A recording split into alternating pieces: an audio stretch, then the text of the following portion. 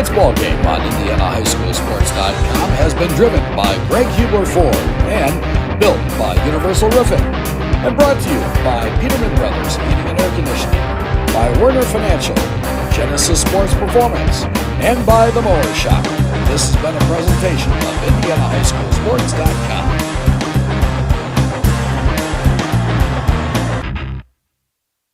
Every day is a great day to buy a vehicle at Greg Hubler Ford. Because every vehicle comes with our Greg Hubler promise. On top of scheduled maintenance with your vehicle, you'll also enjoy complimentary roadside assistance, service pickup, and drop-off. And a free car wash and quick wash every time you service at Greg Hubler Ford. We're always finding new ways to put our guests first. Mosey on into Muncie. Greg Hubler Ford, promise kept. Universal Roofing and Exteriors is a family-owned and operated business, providing care and honest service for over 30 years. Universal has always been a little bit different. Their certified and trained employees don't just provide excellent work at a fair low price. They care about their customers, simply providing great customer service. Quality, honesty, dependability. That's Universal Roofing and Exteriors. Call us today at 317-257-0779. Merry Christmas and Happy Holidays from Peterman Brothers. As a special gift to you, we brought back our free furnace promotion one more month. All December, when you install a qualifying heating and cooling system with Peterman, the furnace is free. Celebrate in style and comfort this winter with your new system. And rest easy knowing we strive to provide 5-star service to you with every call. Just visit PetermanHVAC.com to schedule your free furnace installation today.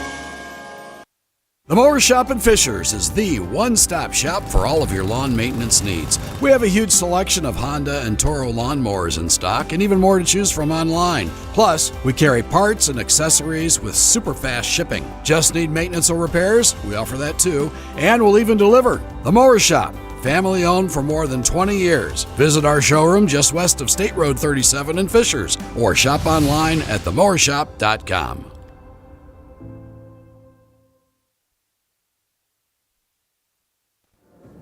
Joining you live from inside Frankton High School on IndianaHighSchoolSports.com, we have a great doubleheader style of matchup today between the hometown Frankton Eagles and the visiting Eastbrook Panthers, a Central Indiana Conference rivalry matchup. I am your host, Colin Eccles, bringing you the play-by-play commentary. Our color commentator and sideline reporter, Joey Paternostro, is in the building tonight. We'll hear from him. Lily, you're not going to hear much from her tonight. She's all the way back in California for Christmas break. Lucky her. She gets to go home and be in the warmth for a little while. Our cameraman, as always, is Michael Blezik. Like I said, a heck of a matchup here this evening. The girls will play first. Boys will follow directly after.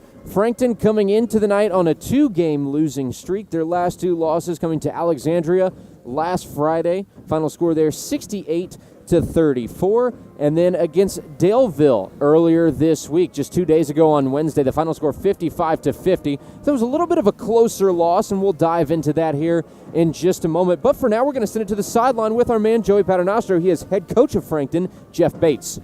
Coach, thanks for joining me. So you're on a 2-game skid. What's it going to take to bounce back today? Well, we got to get a little more energy than what we've had in the past. Night like tonight, we got the band, we got everybody here. Energy is up, so hopefully that's a good sign. And you don't see keys for today's game to get out here. With that energy, we need to do some of the little things right. We need to take care of the basketball, and we need to make sure we control the boards. We do those 2 things, I think we'll be in good shape. Coach, thank you. We're good? That was Joey Paternostro. We'll be hearing from him throughout the night. He's going to make his way back up here to the stage with me, and we're going to dive a little bit more into this team, kind of what we saw last Friday when Frankton played Alexandria, and kind of preview and set the stage for this evening's contest as well. He's throwing on the headset. Joey, you made a pretty quick transition from the sideline back up here to the stage. Yeah, Colin, this is kind of a blast, It's kind of a blast. It's stressful, nerve-wracking, but I have to say I'll give Lily credit. that's challenging. The job is not as easy as it looks. No, it's certainly not. You think it's just standing around and ask a couple of questions every now and then, but coming up with those questions is the hard part. Coming up with the questions is the hard part, especially. I have to give Lily credit when the coach gets busy. When you're expecting, coach left. I said, give me 2 minutes, and he exited the gymnasium, and I was in a scramble. But we rebounded. You did well. You did well. That's the important thing. We're going to go ahead and dive into the action tonight. Frankton, like you just talked about with head coach Jeff Bates, comes in on a 2-game losing streak to Alexandria, who's the number 8 team in 2A. We got to call that game last Friday, and kind of what Coach Bates talked about a little bit, was the difference in that game is not doing the little things necessarily correctly. They didn't take care of the basketball so well. The shooting was there when the offense could get moving. It was great, but finding that offensive flow, they got off to a little bit of a slow start there as well, but it all came pretty much through the senior guard, number 22, Emma Key. She averages 14.9 points per game, and she had a big showing last Friday as well. Obviously going to be a very crucial part to the Frankton team today as well. Yeah, Emma Key really does her part, but something that Coach talked about was getting the rebounds, getting the boards, and progressing on that part of the game. So a key for them is going to be eliminating AJ Brenner, averaging 12 points, but more importantly, eliminating Mia Bustos, averaging 12 rebounds a game. So if they want to maintain the boards, they have to take her out of the equation. Yeah, 11.6 points per game coming from the paint and 12 rebounds a game, a double-double average, especially when you're averaging more rebounds per game than you are points per game. It's a pretty big deal, and obviously Mia Bustos is going to be a player to watch out for on the Eastbrook side of things tonight. Eastbrook, on the other hand, they're coming in on a 1-game winning streak, so they snapped a 2-game skid with losses to Southwood and Mississinewa. That Southwood score on December 4th was 42-33. The Mississinewa score, their first conference matchup of the season as well. The loss there was 44-38. So a couple of relatively close contests, single-digit losses, but they snapped that 2-game skid with a win against Elwood. They squeaked it out 40-39. So that puts Eastbrook at 1-1 overall in the Central Indiana Conference. They sit at 4th place currently. Frankton, on the other hand, just 0-1. Their opening to their conference schedule was last Friday against Alexandria. They sit 2 places below Eastbrook at 6. So Eastbrook kind of getting into the thick of their schedule right now with now 3 conference matchups in a row, which puts a little bit of extra pressure on this game, I believe, as well. Yeah, Colin, I agree, especially with their next game taking on Delta away and then Alexandria away. So they've certainly got their hands full these next two matchups. So you can't overestimate this game. You can't overlook Frankton. Frankton, a 4-6 team, and as you've talked about, Alexandria, a great team, and Delta, not too shabby of a team. So they've certainly got their work cut out for them. But it starts tonight. Should be a pretty even matchup. Before we get into the game, don't forget that tonight's matchup is built by Universal Roofing. Call Universal at 317-257-0779 or visit universalrfg.com. Tonight's game is also driven to you by Greg Hubler Ford and Hyundai. Experience the Greg Hubler promise at greghublerauto.com. How about the Mower Shop and Fishers, mowers, snow throwers, parts, and more at themowershop.com. Peterman Heating and Cooling. Call Peterman for same-day plumbing service, 317-608-1883. And, of course, JC Golf Carts. Find Johnson County Golf Carts in downtown Franklin or at jcgolfcarts.com. Experience the difference where quality and service meet hometown hospitality. We're just a couple of moments away from the start of this first of our 2 games in a doubleheader set tonight between the Frankton Eagles and the Eastbrook Panthers. Central Indiana Conference matchup. We'll take a couple minutes to break for the national anthem, and we'll be back with tip-off in just a couple of moments on IndianaHighSchoolSports.com. Every day is a great day to buy a vehicle at Greg Hubler Ford. Because every vehicle comes with our Greg Hubler promise. On top of scheduled maintenance with your vehicle, you'll also enjoy complimentary roadside assistance, service pickup, and drop-off. And a free car wash and quick wash every time you service at Greg Hubler Ford. We're always finding new ways to put our guests first. Mosey on into Muncie. Greg Hubler Ford, promise kept. The Mower Shop in Fishers is the one-stop shop for all of your lawn maintenance needs. We have a huge selection of Honda and Toro lawnmowers in stock and even more to choose from online. Plus, we carry parts and accessories with super fast shipping. Just need maintenance or repairs? We offer that too, and we'll even deliver. The Mower Shop, family owned for more than 20 years. Visit our showroom just west of State Road 37 in Fishers or shop online at themowershop.com. Universal Roofing and Exteriors is a family-owned and operated business, providing care and honest service for over 30 years. Universal has always been a little bit different. Their certified and trained employees don't just provide excellent work at a fair low price. They care about their customers, simply providing great customer service. Quality, honesty, dependability. That's Universal Roofing and Exteriors. Call us today at 317-257-0779. Welcome back inside the Eagles' Nest at Frankton High School on IndianaHighSchoolSports.com. We got a doubleheader matchup for you all today. The Frankton Eagles hosting the Eastbrook Panthers in a Central Indiana Conference matchup. My name is Colin Eccles. To my right is my broadcast partner, Joey Paternostro. Michael Blizek runs the cameras for us.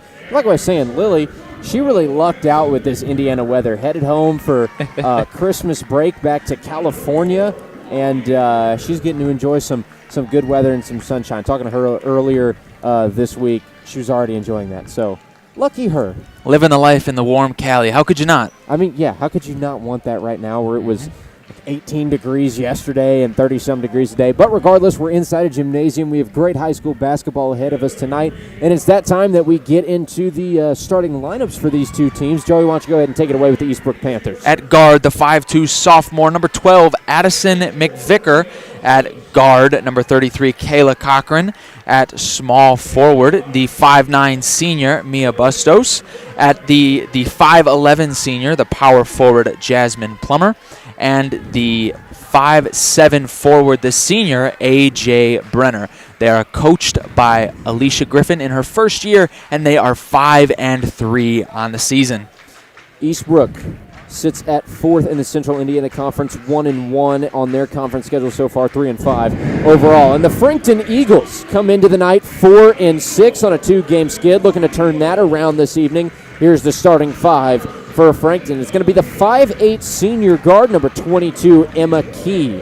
It'll be the 5'11 senior forward, number 25, Ann Curtis. The 5'10 senior guard, number 30, Sophia Hoagland. The 5'6 sophomore guard, number 32, Layla Ditzer. And the 6'1 junior forward, number 34, Macy Curtis. Frankton coached, of course, by head coach Jeff Bates in his second overall season. They currently sit at 6th in the Central Indiana Conference and at 4th as it currently sits in 2A Sectional 39. Obviously, that doesn't hold too much power right now, and with the way that the postseason works in the state of Indiana, your rank in your sectional doesn't really matter with that blind draw, but it is kind of nice to know where you stand amongst the competition that you have in your sectional for later in the year. Yeah, it certainly is, and it's nice to see how you do against them in the regular season, and then when it comes time for the sectionals, you have that regular season to compare to and say, hey, we lost by 4. Hey, we mopped the floor with them, won by double digits, right? You have that comparison going in, so that certainly is nice. Certainly is a good reference point to have, and like Coach Bates was talking about, the energy in here is great. It is only 6:40. The gym is probably 3/4 of the way full. The band is here playing live. JV basketball got over. It was a great game. Frankton squeaked out the win by 6 or 7. And now we got 2 doubleheader varsity games coming your way. And we'll get it started with the girls. Jumping for Frankton is going to be number 34, Macy Curtis, sitting at 6'1". And jumping for the Eastbrook Panthers, it's going to be number 44, Mia Bustos. The officials get everybody in place. Ball is up and away, and it is going to be Frankton basketball to get things started. Key has it on the right side wing. She'll drop it down to the left block, and there is a quick bucket for Macy Curtis. Make it 2-0 Frankton, less than 20 seconds into the first quarter. Frankton with the steal off the inbound. It's going to be taken away by Key. Key loses control. It goes back out of play, and the ball will stay, looks like, with Eastbrook coming up the floor. 7 minutes, 41 seconds left on the first quarter game clock. It's a 2-0 lead for Frankton. And excuse me, it was overturned. It is going to be Frankton basketball. In the left corner, pulling for three is Ann Curtis. Her shot off the mark. Board is pulled down by Bustos. And bringing it up the floor is going to be A.J. Brenner. Brenner trapped up by the logo, goes over to the right side wing to Bustos. Bustos drives left post. Great defense by Macy Curtis with the block. Bringing it up the other way, Layla Ditzer. Ditzer over to the left block in transition, and Sophia Hoagland scores it off the glass. That's a 4-0 lead for Frankton earlier in the contest, and that backcourt pressure is going to continue to be seen as well. Yeah, Colin, we saw it earlier in the year. Frankton, that is their specialty. The backcourt press forces the steals.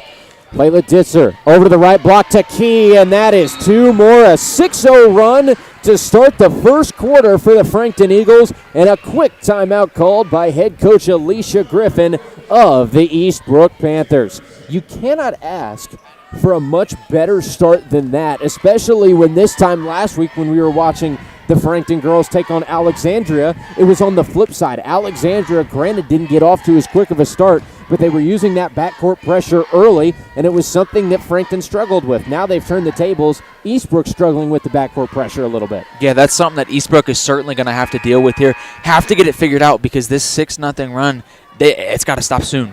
Because the last thing that Alicia Griffin and these Panthers want is to get down big very early, and now you're playing catch-up the rest of the game. That's not fun, and that forces you to stray away from your game. Don't forget that tonight's game is built by Universal Roofing. Call Universal 317-257-0779 or visit universalrfg.com. We'll get you back down to the floor. A.J. Brenner will run point and come to the right side wing for Eastbrook. Down to the right elbow to Bustos, and now back out to the right corner. In control is Cochran. Cochran down to Bustos, and it's taken away again. Emma Key had possession. Key is tripped up, and a foul will be called against Eastbrook. And that will go against A.J. Brenner. Brenner's first in the first of the quarter for Eastbrook. I mean, that one a little unfortunate. You know, Key went to go dribble down the court, but her foot was in the way, so a little unlucky there. Layla Ditzer will run point, comes to the top of the key to Key. Over to the right side again to Ditzer. Ditzer has the ball poked away. It goes into the back court. Since it was touched, it will remain Frankton basketball. Ditzer over to the right side wing for the Eagles. Up 6-0 with 6:15 on the first quarter game clock. Ditzer skip pass to the left corner to Key. Down to the left post to Curtis, and a travel is called against Ann Curtis. That will turn the ball back over to Eastbrook with 6 minutes to go in this opening quarter. Frankton still with a lead of 6-0. Bringing the ball up the far side of the floor on your screen is Bustos. Still full court pressure coming out for the Eagles. Eastbrook breaks over to the left side wing. It's Cochran. Cochran throws it to the left elbow to Bustos. Bustos back over to the right side post. Kick out. Left side corner for a deep two. Knocking that down was Kayla Cochran, and that'll get Eastbrook on the board for the first time this evening. Still a 6-2 lead for Frankton with 5:40 left in the opening quarter. In the left side corner is Hoagland. Back to the top of the arc to Curtis. And it's over to the right side wing to Key. Key drives right baseline and will have the ball knocked out of play. It was last touched by the Panthers, so it will remain Frankton basketball. Still a 6-2 lead for the Eagles with now 5:28 left in the first quarter. Colin, this is the difference so far. Eastbrook looks exhausted. Meanwhile, Frankton looks very well rested. Key drives left, baseline. What a shot from Emma Key to go up and under the arm of the defender and throw it off the window. 8-0 is the lead now, and a steal in the backcourt pressure, and Emma Key puts Frankton into double digits. 10-2 the lead, 5:09 left, and now Emma Key getting a little bit ahead of herself there with the backcourt pressure. Picks up her first foul of the evening, and it will be the first on Frankton as well. We're just about 3 minutes into this first quarter. 5:08 remain before the second, and it's a 10-2 lead now for Frankton. They've jumped out big time. Still a lot of pressure coming, and there's another steal for the Eagles. Jump ball is called. possession arrow will favor Eastbrook. 4:58 left in the first quarter. Still a 10-2 lead for Frankton. Running point is A.J. Brenner for the Panthers. Still no subs into this game as well, which is another important thing to mention.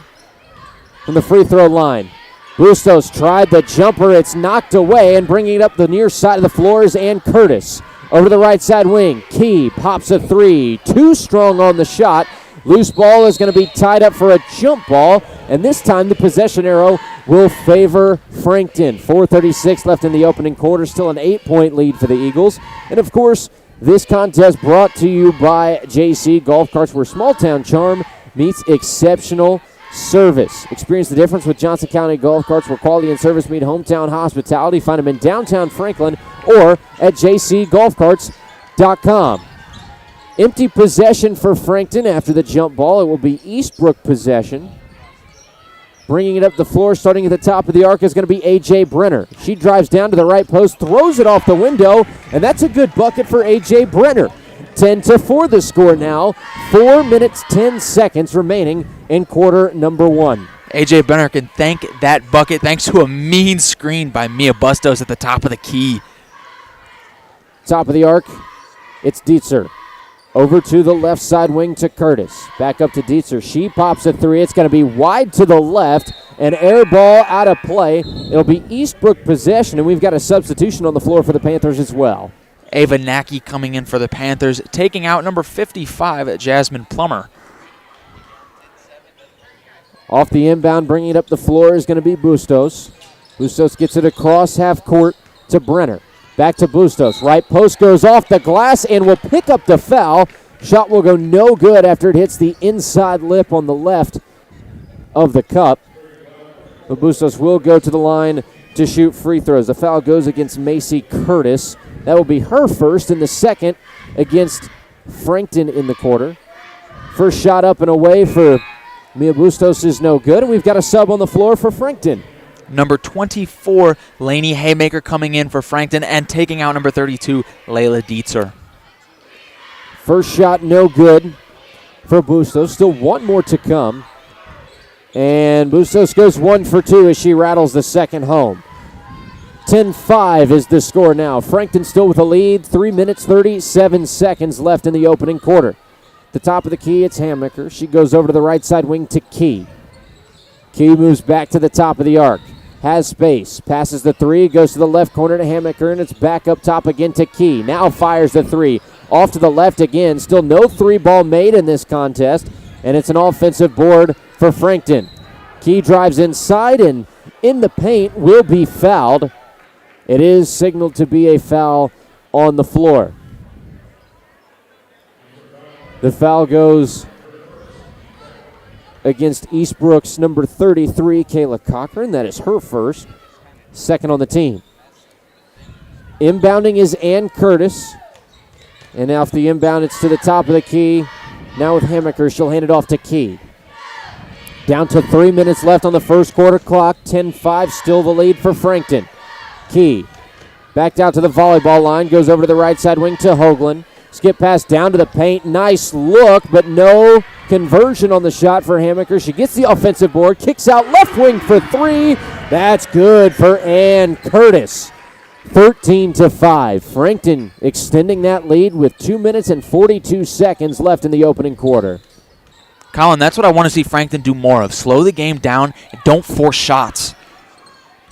On the right side wing, stepping in and putting up a floater is A.J. Brenner. Her shot no good. Pulling down the board, Macy Curtis. And now Key will walk it up the floor for the Eagles. Eastbrook's defense has done a good job so far. Other than the first couple of minutes, they've really started to limit this Frankton offense. Top of the arc, it's Key. Over to the right side wing to Haymaker. Back up top to Key again. Down to 2 minutes to go in the first quarter. Still a 13-5 lead for Frankton. From the right elbow, putting up a jumper. It's no good for Curtis. Offensive board out to the left wing again. Curtis tries another three. and Curtis can't bring it down. And now the loose ball is going to be corralled again by Key at the line. She goes over to the right side wing to Hammaker. Back up top, Key, 3, wide left, offensive board for Macy Curtis. Tries it on the left side block, won't score, and that took 20 seconds off of the first quarter clock just with the offensive boards. 13-5 will remain the score. Other end, a great block by Sophia Hoagland. Sends the ball out of play. It'll stay with Eastbrook, and a substitution on the floor for the Frankton Eagles. Coming in for Frankton is number 20, Addie Moore, and taking off the floor is number 25, Ann Curtis. So it's Moore, Key, Macy Curtis, Hammaker, and Hoagland on the floor for Frankton, and there's a turnover for Eastbrook. Called for a travel. 1:29 left in the first quarter. 13-5 is the score. Frankton still with a commanding lead in the early goings of this contest. Bringing the ball up the floor is going to be Emma Key. 1:20 left in this opening quarter. Key's got it at the top of the arc. Frankton more than likely going to try to wear down the majority of the remaining time on the first quarter clock. Key, top of the arc, tried to feed Macy Curtis in the right post, but it's taken away by the Panthers. Bringing it up the floor is A.J. Brenner. Brenner driving to the right side, picks up the dribble, goes out to Cochran in the right corner. Now back up top to Brenner. Pops a 3, and that is going to fall through. 13-8. That's a big bucket for Eastbrook to cut the lead down to 5 for Frankton with 38 seconds left in the opening quarter. That's a good job by Brenner, going through her options, seeing that the people weren't open. She stepped back, took the shot, and swished it. Hammaker at the top of the key for the Eagles. 25 seconds left. We'll hand the ball off to Key. Now down to 20 before the start of the second quarter. Key still backed out at half court. Shaded to her right side. 10 seconds left. The Eagles will start the motion. Key has it at the top of the arc. Goes over to the left side wing to Hoagland. Hoagland steps inside the arc, pops a 2. It's no good.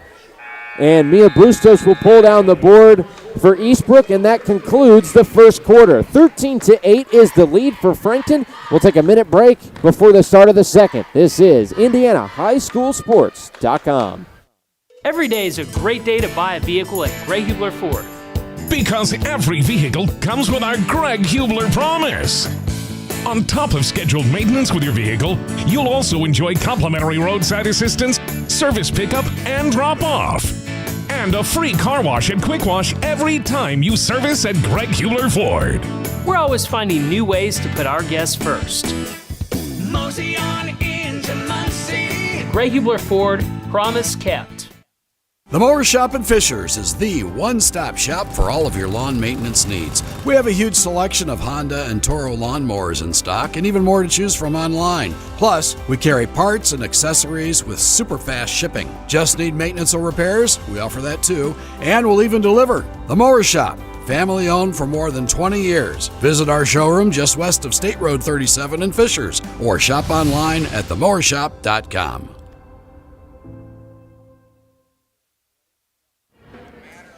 Back live at Frankton High School in Frankton, Indiana on IndianaHighSchoolSports.com. The Frankton Eagles hold a 13-8 lead over the Eastbrook Panthers in this Central Indiana Conference matchup. On the call tonight is myself, Colin Echols. To my right is Joey Paternostro. He's also going to be perusing the sideline about halftime to hopefully catch up with Coach Jeff Bates coming out of the locker room. Michael Blezick runs the camera. We'll get you back down into the action with Eastbrook in possession. And driving to the left post and putting up a shot with no foul is Bustos. Ball goes out of play, and it will be Frankton basketball. And Coach Bates is not happy about the no foul call. He thought it could be an offensive foul going against Mia Bustos. Yeah, Colin, I can't really blame him. But sometimes the refs don't see everything. Left corner 3 is sunk. Addie Moore knocks it down for Frankton to get the second quarter started. 16-8 the lead now for the Eagles. Bustos, right post, goes out to the right corner. Cochran will pop a 3, well short of the rim. Ball will go out of play, and it's going to be Frankton basketball once again.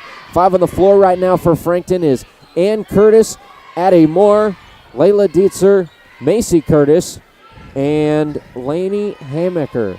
No Emma Key to start this second quarter, even though she is the leading scorer right now for the Eagles. She is the leading scorer. She's got 6 points. She's got 1 board and 2 steals. Little miscue on the pass to Macy Curtis down in the right post. Ball dribbles out of play on that right baseline. It will be Eastbrook basketball. And the full court press comes out once again for Frankton, which proved to be big in that first quarter when they got off to a 6-0 run to start the contest. Cochran will split defenders and throws the ball away. Pass was knocked down by Macy Curtis. Dietzer will bring it up the other way and back out to the left corner to start. Has room, lets the 3 fly and buries it. 19-8. Frankton starting to let the 3 ball pour in inside of the Eagles' nest. Down to 6:30 left in the opening half, and it is a 19-8 lead. There's a steal with the full court pressure. Hamaker goes over to the left corner, driving in left baseline and putting up too strong of a shot was Ann Curtis. And a foul is going to be called on the floor. And that is going to go, I believe, against Ann Curtis. Indeed it will. That is her first foul, and the first against the Eagles in this second quarter. Substitution on the floor for Eastbrook. Number 55, Jasmine Plummer, coming back into the game. 19-8 remains the score. Plummer has it in the right post for the Panthers. Puts up a shot that was tipped by Macy Curtis. And bringing it up the other way is going to be Layla Dietzer. Over to the right side wing with Hamaker.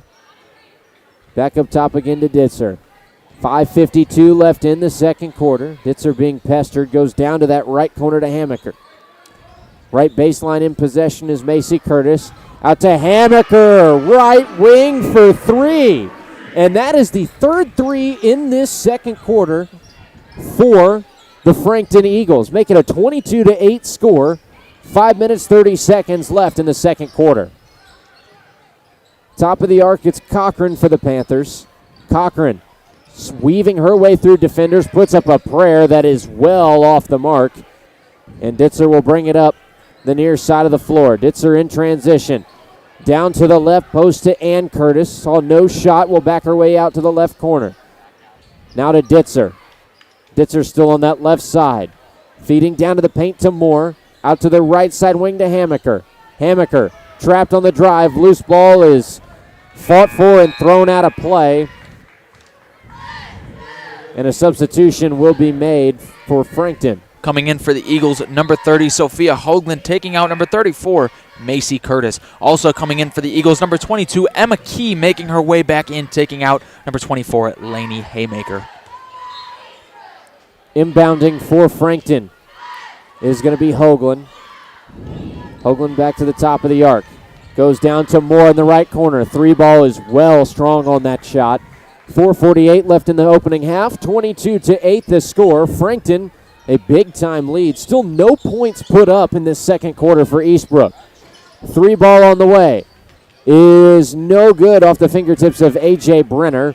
And in transition, Addie Moore, right post, puts up the pump fake and then scores it off the glass for 2. 24-8 the score now. Frankton with a big lead, and head coach Alicia Griffin has to take a timeout in the second quarter. We'll go to a 30-second break of our own. Frankton leads Eastbrook 24-8. 4:25 left in the second quarter on IndianaHighSchoolSports.com. Merry Christmas and Happy Holidays from Peterman Brothers. As a special gift to you, we brought back our free furnace promotion one more month. All December, when you install a qualifying heating and cooling system with Peterman, the furnace is free. Celebrate in style and comfort this winter with your new system. And rest easy knowing we strive to provide 5-star service to you with every call. Just visit PetermanHVAC.com to schedule your free furnace installation today. Back live inside the Eagles' nest in Frankton High School on IndianaHighSchoolSports.com. 24-8 is the lead for the Frankton Eagles over the visiting Eastbrook Panthers. Central Indiana Conference rivalry Colin Eccles and Joey Paternostro at the table on the stage looking down the floor, bringing you the call. Michael Blezick is up in the stands with the camera, doing a great job for us tonight. Head coach Alicia Griffin has had to call a timeout in each of the quarters in this first half, and for good reason. Frankton has dropped 3 3-point buckets through the rim in this second quarter, and they have really blown this lead out, and at the same time held Eastbrook to no points to start the second quarter, and we're 25 seconds away from being at the halfway mark. Yeah, Colin, 12 of those 24 points have come from the three ball. Emma Key's got 6, Addie Moore's got 5, and there's 5 different players that have made 1 shot each. Franklin winning the rebound battle, that's something that Coach Bates talked about. A.J. Brenner will start off with the ball in her possession for Eastbrook. She'll come down to the right corner to McVicker. McVicker tried to feed Bustos down in the right paint, but a ball is tied up for a jump ball, and the possession arrow will favor Frankton. Inbounding for the Eagles is going to be Ann Curtis, joined on the floor by Ditzer, Key, Moore, and Hoagland. Ditzer will run point and slowly walk it up. We're halfway through the second quarter. 24-8 is the score. Frankton with a big-time lead. There's a nice defensive play for Eastbrook. A.J. Brenner getting in the passing lane to poke the ball out of play. But it will remain Frankton basketball. 3:55 left in the second quarter. Still a 24-8 lead for the Eagles. Frankton inbounding. To the left post, turning around and not able to score 2 was Ann Curtis. That ball rolled all the way around that back lip of the cup. And we are going to have a foul called on the floor against Ann Curtis for Frankton. That is her second foul in the second against Frankton in the quarter. So it's Eastbrook basketball, still scoreless in the second quarter, down to 3 minutes and 43 seconds remaining before halftime. At the free throw line, it's Bustos. Back to the top of the key to Cochran. Cochran to the left elbow to Bustos again. Now hands the ball off to Brenner. To the right side wing with McVicker. McVicker, no interior penetration for this Eastbrook team, and there's another steal for Emma Key. The jump ball is called. Possession arrow will stay in favor of Eastbrook, so the ball will remain on this end of the floor. Inbounding is going to be Cochran. In the backcourt will be A.J. Brenner, who will start out with the ball on this offensive possession for the Panthers. Down to the right corner, it's McVicker. Working against Ann Curtis, goes down to the right post to Bustos, who goes up and under and throws it off the bottom of the backboard. We'll have a foul called on Eastbrook after Addie Moore was able to pull in the rebound. And the foul goes against number 44, Mia Bustos. That is her first, and the first on Eastbrook in the quarter. Down to 3 minutes to go before the half. It is a 24-8 score. Frankton still with a big-time lead, and don't forget that tonight's contest is brought to you by Johnson County Golf Carts, where small-town charm meets exceptional service. Find Johnson County Golf Carts in downtown Franklin or at jcgolfcarts.com. And right on cue, Emma Key, big-time three-pointer from the right side wing to make it 27-8. Frankton blowing the gates wide open in the second quarter, down to 2 minutes and 33 seconds on the clock, and there's another steal for the Eagles. In transition, Key, right block, had her shot tipped by Mia Bustos, so the goal won't go, and it'll stay at 27-8 score with 2 minutes and 19 seconds left in the second quarter. Colin, I can tell you exactly what Coach Griffin is going to say in her halftime speech. Better ball security, have to, and stop letting Frankton shoot the three. That's it. That's the speech. The Eagles have certainly caught a hot hand from the perimeter in this second quarter. And the ball security and really just the overall backcourt pressure that has been applied by Frankton in the first half of this contest to kind of get Eastbrook back on their heels has paid off in a big way. Frankton really doing everything they can to keep that energy up as they pull down another board. Addie Moore will start off on the left side wing. And it is going to come back to the right side wing now with Ditzer. Ditzer had nothing on the inside. We're down to 1 minute and 37 seconds on the first quarter clock. Key goes down to the right post and gives the ball off to Sophia Hoagland, who can't get the shot to go. And now A.J. Brenner will bring it the other way for Eastbrook. And there's a foul against Hoagland. First foul for Sophia Hoagland in the contest. Third against Frankton. But still nobody in any foul trouble. One foul apiece for Brenner, Cochran, and Bustos on the side of Eastbrook. Two fouls for Ann Curtis.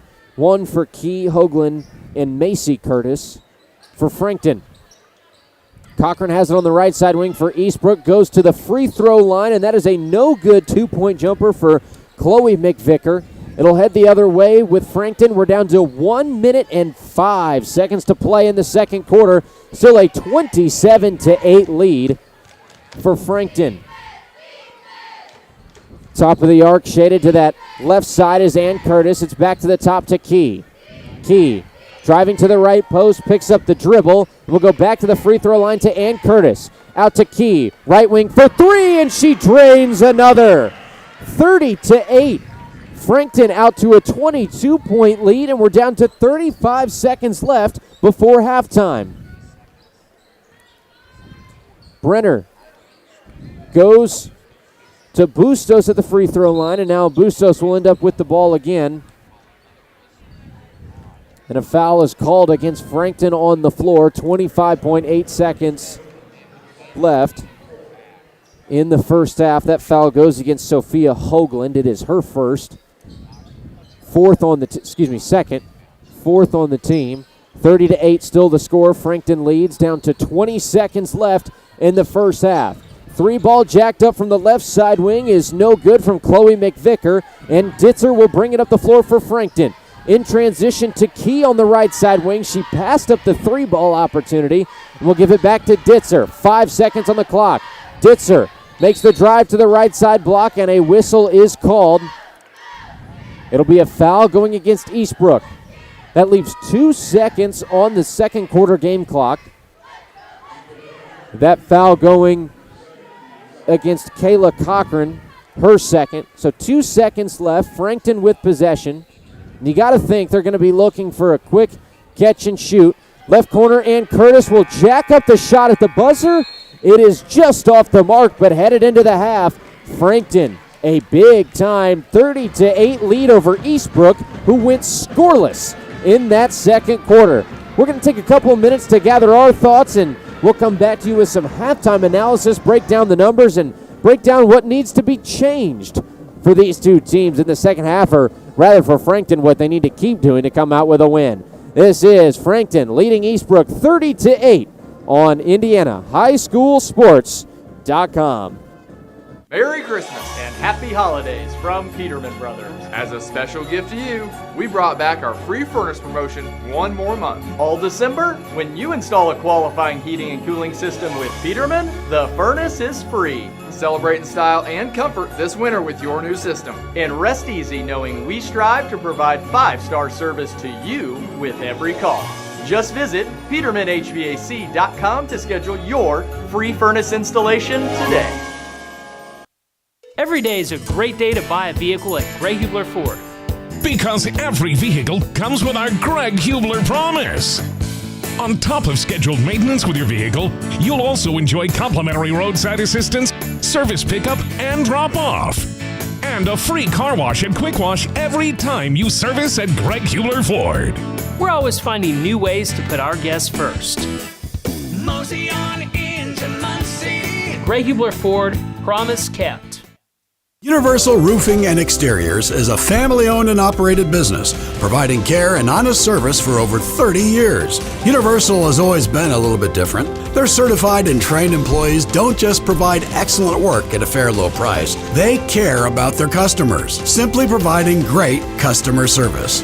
Quality, honesty, dependability. That's Universal Roofing and Exteriors. Call us today at 317-257-0779. The Mower Shop in Fishers is the one-stop shop for all of your lawn maintenance needs. We have a huge selection of Honda and Toro lawnmowers in stock and even more to choose from online. Plus, we carry parts and accessories with super fast shipping. Just need maintenance or repairs? We offer that too, and we'll even deliver. The Mower Shop, family owned for more than 20 years. Visit our showroom just west of State Road 37 in Fishers or shop online at themowershop.com. Merry Christmas and Happy Holidays from Peterman Brothers. As a special gift to you, we brought back our free furnace promotion one more month. All December, when you install a qualifying heating and cooling system with Peterman, the furnace is free. Celebrate in style and comfort this winter with your new system. And rest easy knowing we strive to provide 5-star service to you with every call. Just visit PetermanHVAC.com to schedule your free furnace installation today. We're back live inside the Eagles' Nest at Frankton High School on IndianaHighSchoolSports.com, and what a start to our doubleheader tonight. Frankton out to a big 30-8 lead over Eastbrook. Colin Eccles and Joey Paternostro bringing you the call. Michael Blezick on the cameras for us tonight, and talk about kind of going back to those opening statements made by head coach Jeff Bates before the game with you, Joey. He talked about the energy and the intensity not being there in the last couple of games where they came away with losses to Alexandria and Daleville. However, it seems to be kind of the opposite case tonight. I mean, they have come out on fire. That first quarter, they went on a 6-0 run to start the game. They held Eastbrook scoreless in the second quarter, and that second quarter was like a 3-point contest for Frankton. I mean, they just caught fire from the perimeter. I mean, like you said, in the second quarter, not even mentioning the first quarter because that was great in and of itself, but in the second quarter, yes, the offense is working, but more importantly, the defense is stellar. You held them to nothing, not 2, not 4, not single digits, no, nothing. You didn't allow them to score a single point. Now, a lot of that is thanks to that full court pressure and even half court pressure that they gave, forced Eastbrook to just be gassed by the time they actually got across half court, and now it's time to go score a bucket, and they're already tired because they had their work cut out for them just to get the ball past half court. Yeah, you mentioned that in the first quarter during gameplay that the Panthers really just kind of looked gas, especially after that 6-0 run to start. And I mean, for Frankton, talk about a momentum swing. You're less than 2 minutes into the game, and you force your opponent's head coach, Alicia Griffin, to take a timeout because you went on a 6-0 run thanks to winning the tip and knocking down the first shot, and then 2 steals that resulted in buckets right after that. I mean, that is a way to kind of put your foot down here early. Now it just comes down to maintaining in the second half. You hear a lot about it from head coaches across all sports. You've got your foot on the Tigers' neck.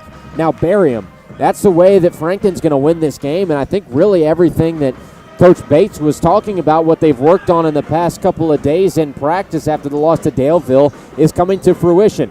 High energy, taking advantage, clearing the glass was another big one he talked about too, and they are doing a great job winning that rebounding battle. Yeah, they certainly are. Going back to that timeout within the first 2 minutes, something that we talked about during that timeout was the Eastbrook Panthers can't fall behind early because then they're going to be playing catch-up the whole game. Here we are 20 minutes later. They're going to be playing catch-up. So their game plan kind of goes out the window. Now it's score as many points as you possibly can, but the important part as a coach is to try to keep your young players to your game plan. Play your game no matter the score, and just not hope, but work your defense and make sure that they don't score as much and hope that you can catch up. Yeah, exactly. I mean, and you're looking at a Frankton team that is extremely veteran. Emma Key, a senior. Ann Curtis, a senior. Sophia Hoagland, a senior. Macy Curtis, a junior. So it's all upperclassmen for 4 of the 5 starters, and then you have Layla Ditzer, who is a sophomore, but who plays a great role in the facilitating aspect. She's the leader on the team in assists per game at 2.1.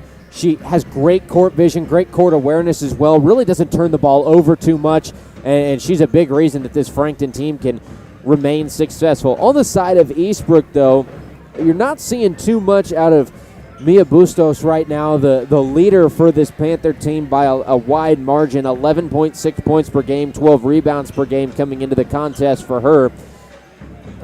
And I think most of that is just because she's not getting the opportunity. I mean, she can't even get the ball across half court for the majority of the time before Frankton's got a hand on it or is knocking it out of bounds. And you got to think, even when they don't get a steal in the backcourt, when the Eagles don't, they're pushing the ball out of play. They're forcing the ball to be thrown away and turnovers once Eastbrook gets into the front court a little bit. And even when Eastbrook does have the possession arrow in their favor, your game plan is being thrown off because of how aggressive the defense is. Frankton's coming out beyond the perimeter and putting 2-man, 3-man traps in play, out by the logo as soon as they cross half court. Yeah, Bustos really isn't getting those opportunities, and like you said, that is thanks to that full court press.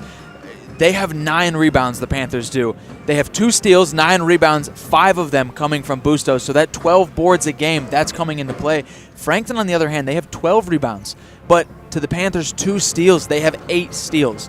So ball security is certainly going to be important this next half.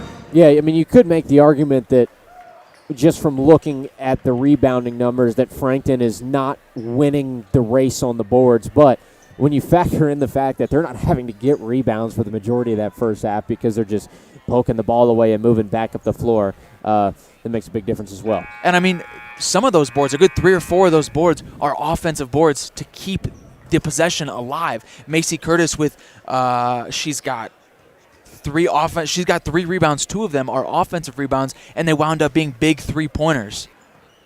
Don't forget that our game tonight is built by Universal Roofing. Call Universal 317-257-0779 or visit universalrfg.com. Tonight's game is also driven by Greg Hubler Ford and Hyundai. Experience the Greg Hubler promise at GregHublerAuto.com. The Mower Shop in Fishers, mower, snow throwers, parts, and more at themowershop.com. Peterman Heating and Cooling. Call Peterman for same-day plumbing service, 317-608-1883. And, of course, JC Golf Carts. Small-town charm meets exceptional service at Johnson County Golf Carts. Experience the difference where quality and service meet hometown hospitality in downtown Franklin or at jcgolfcarts.com. Joey is trying to get over to the sideline with head coach Jeff Bates after he gets through the halftime speech with his starters as they prepare to go back out onto the floor. We'll step aside for just a minute to hear some spot ads from our wonderful sponsors. Then we'll get you into this second half. That's what's coming up right now on IndianaHighSchoolSports.com.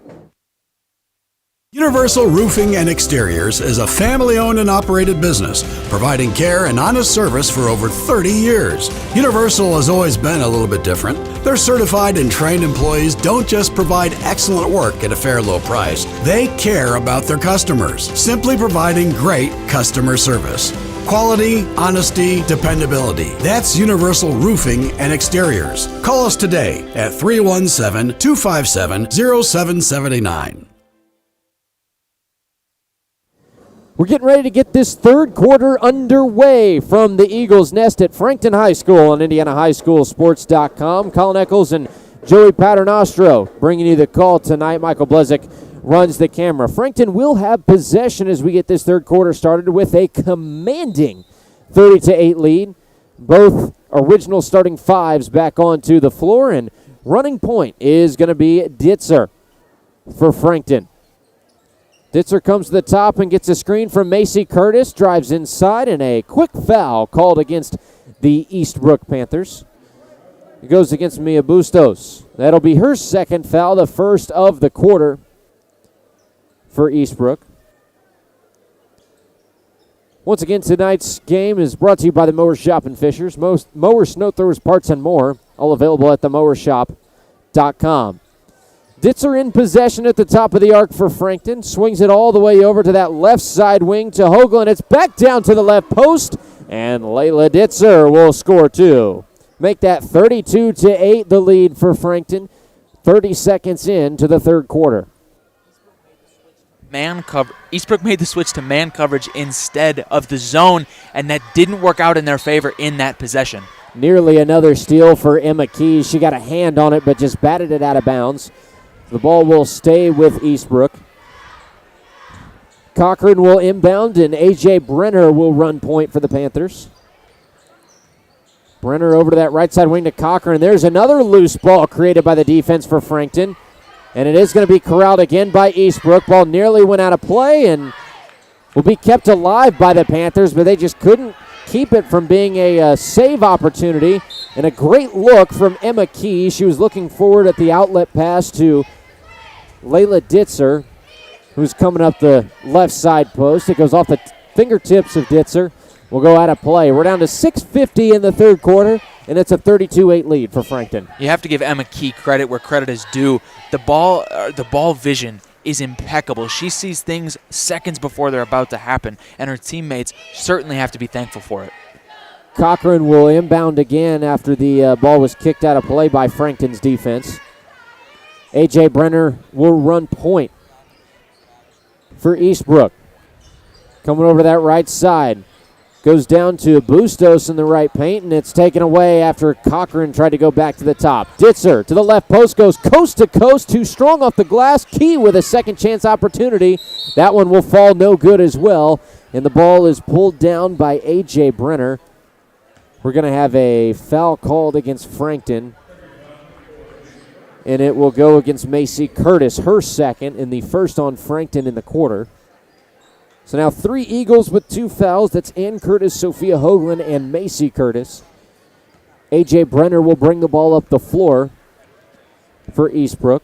Don't forget, tonight's game is also driven to you again by Greg Hubler Ford and Hyundai. Experience the Greg Hubler promise, GregHublerAuto.com. Cochran will try a 3 that is off the mark, and Key has it. Bring it up the right side on a fast break.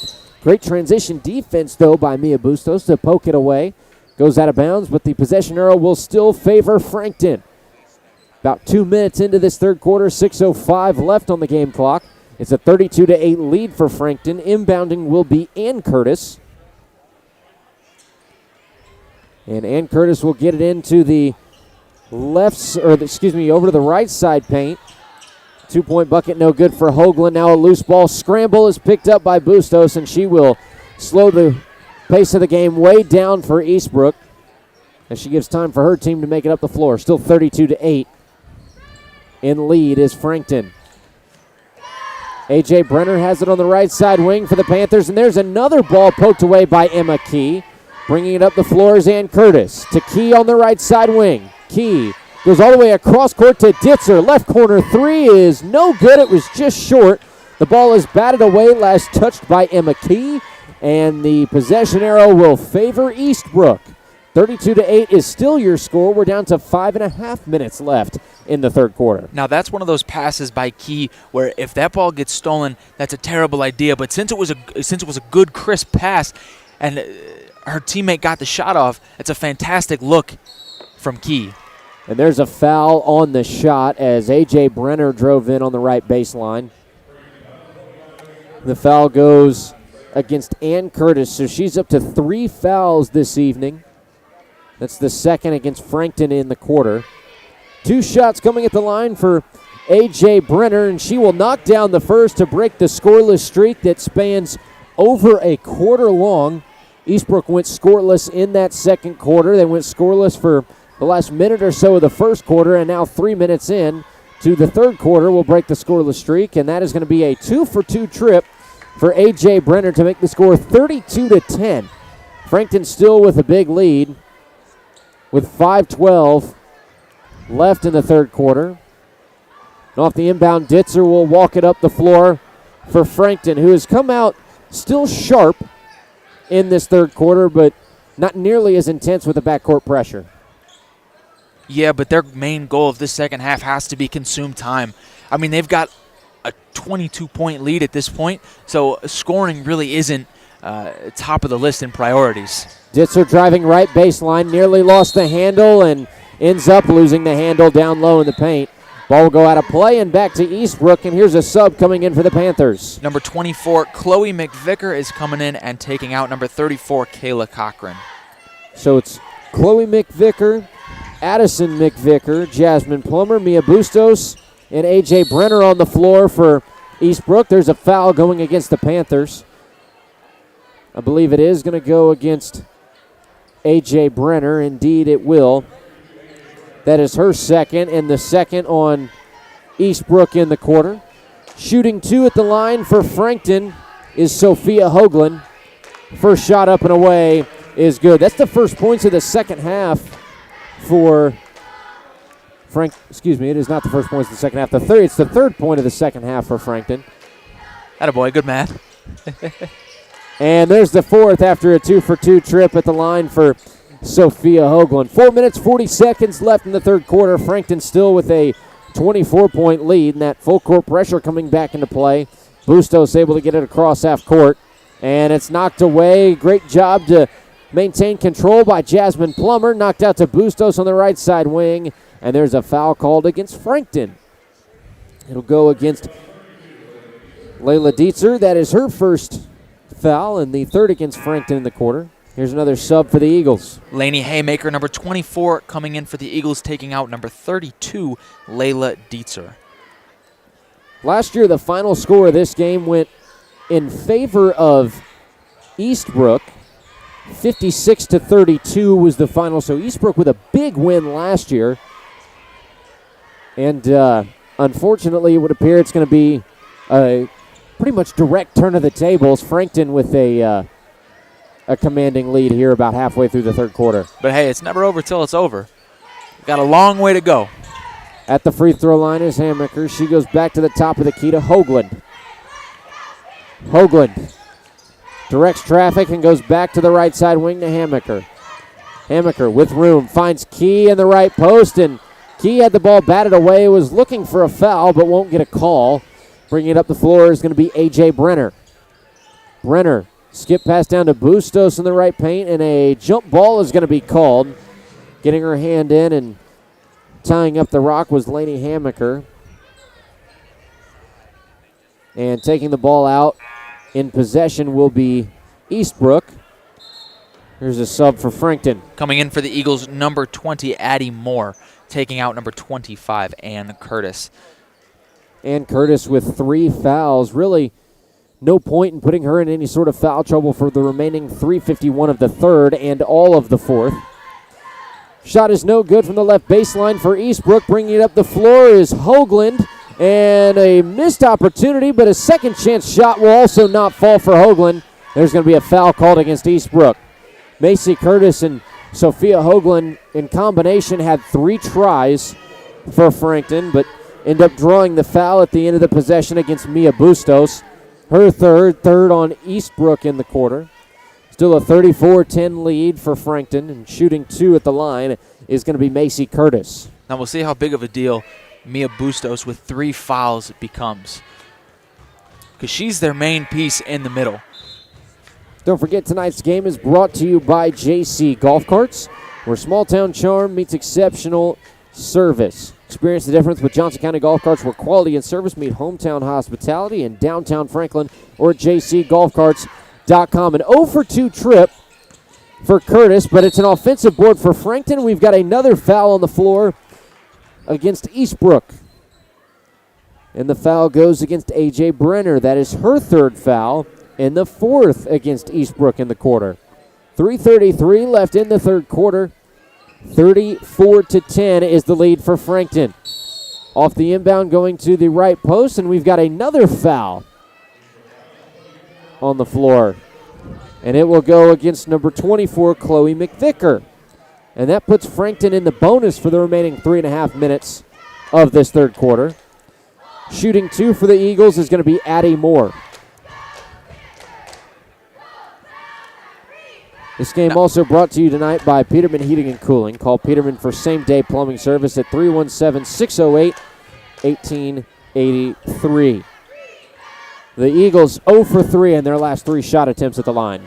Yeah, they are, and in a wide margin of points like it is now, that's not that big of a deal because you don't need these free points thanks to the big lead.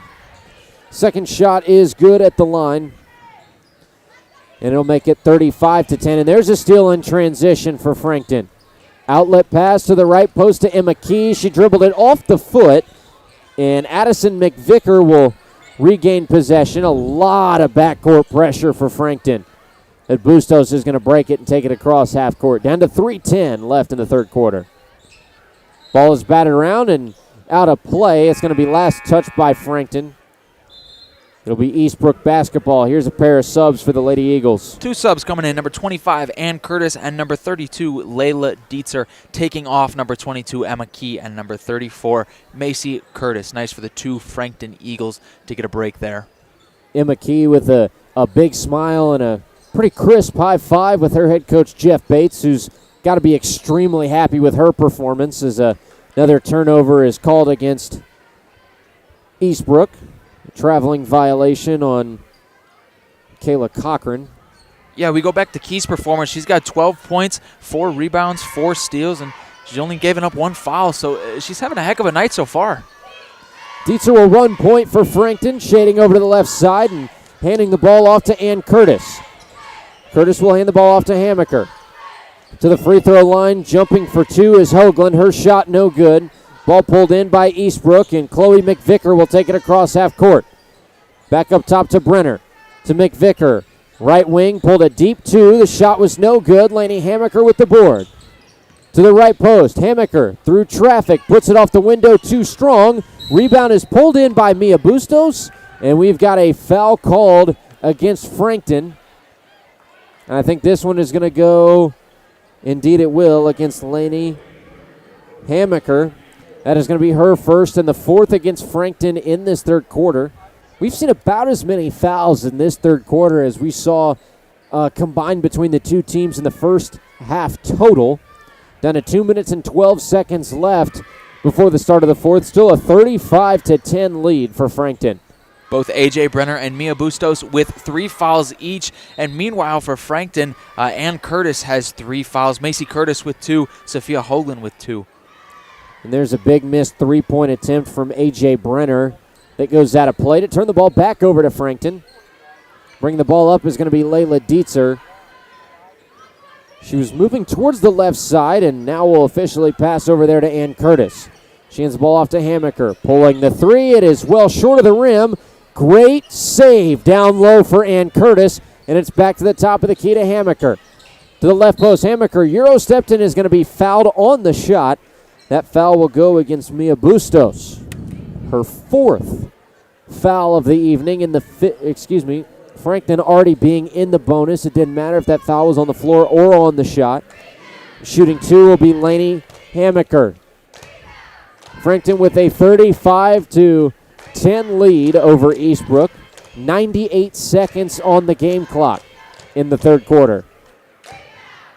Hammaker's first shot at the line hit the inside lip on the right side of the rim and will come out no good. Still a 35-10 lead for Frankton.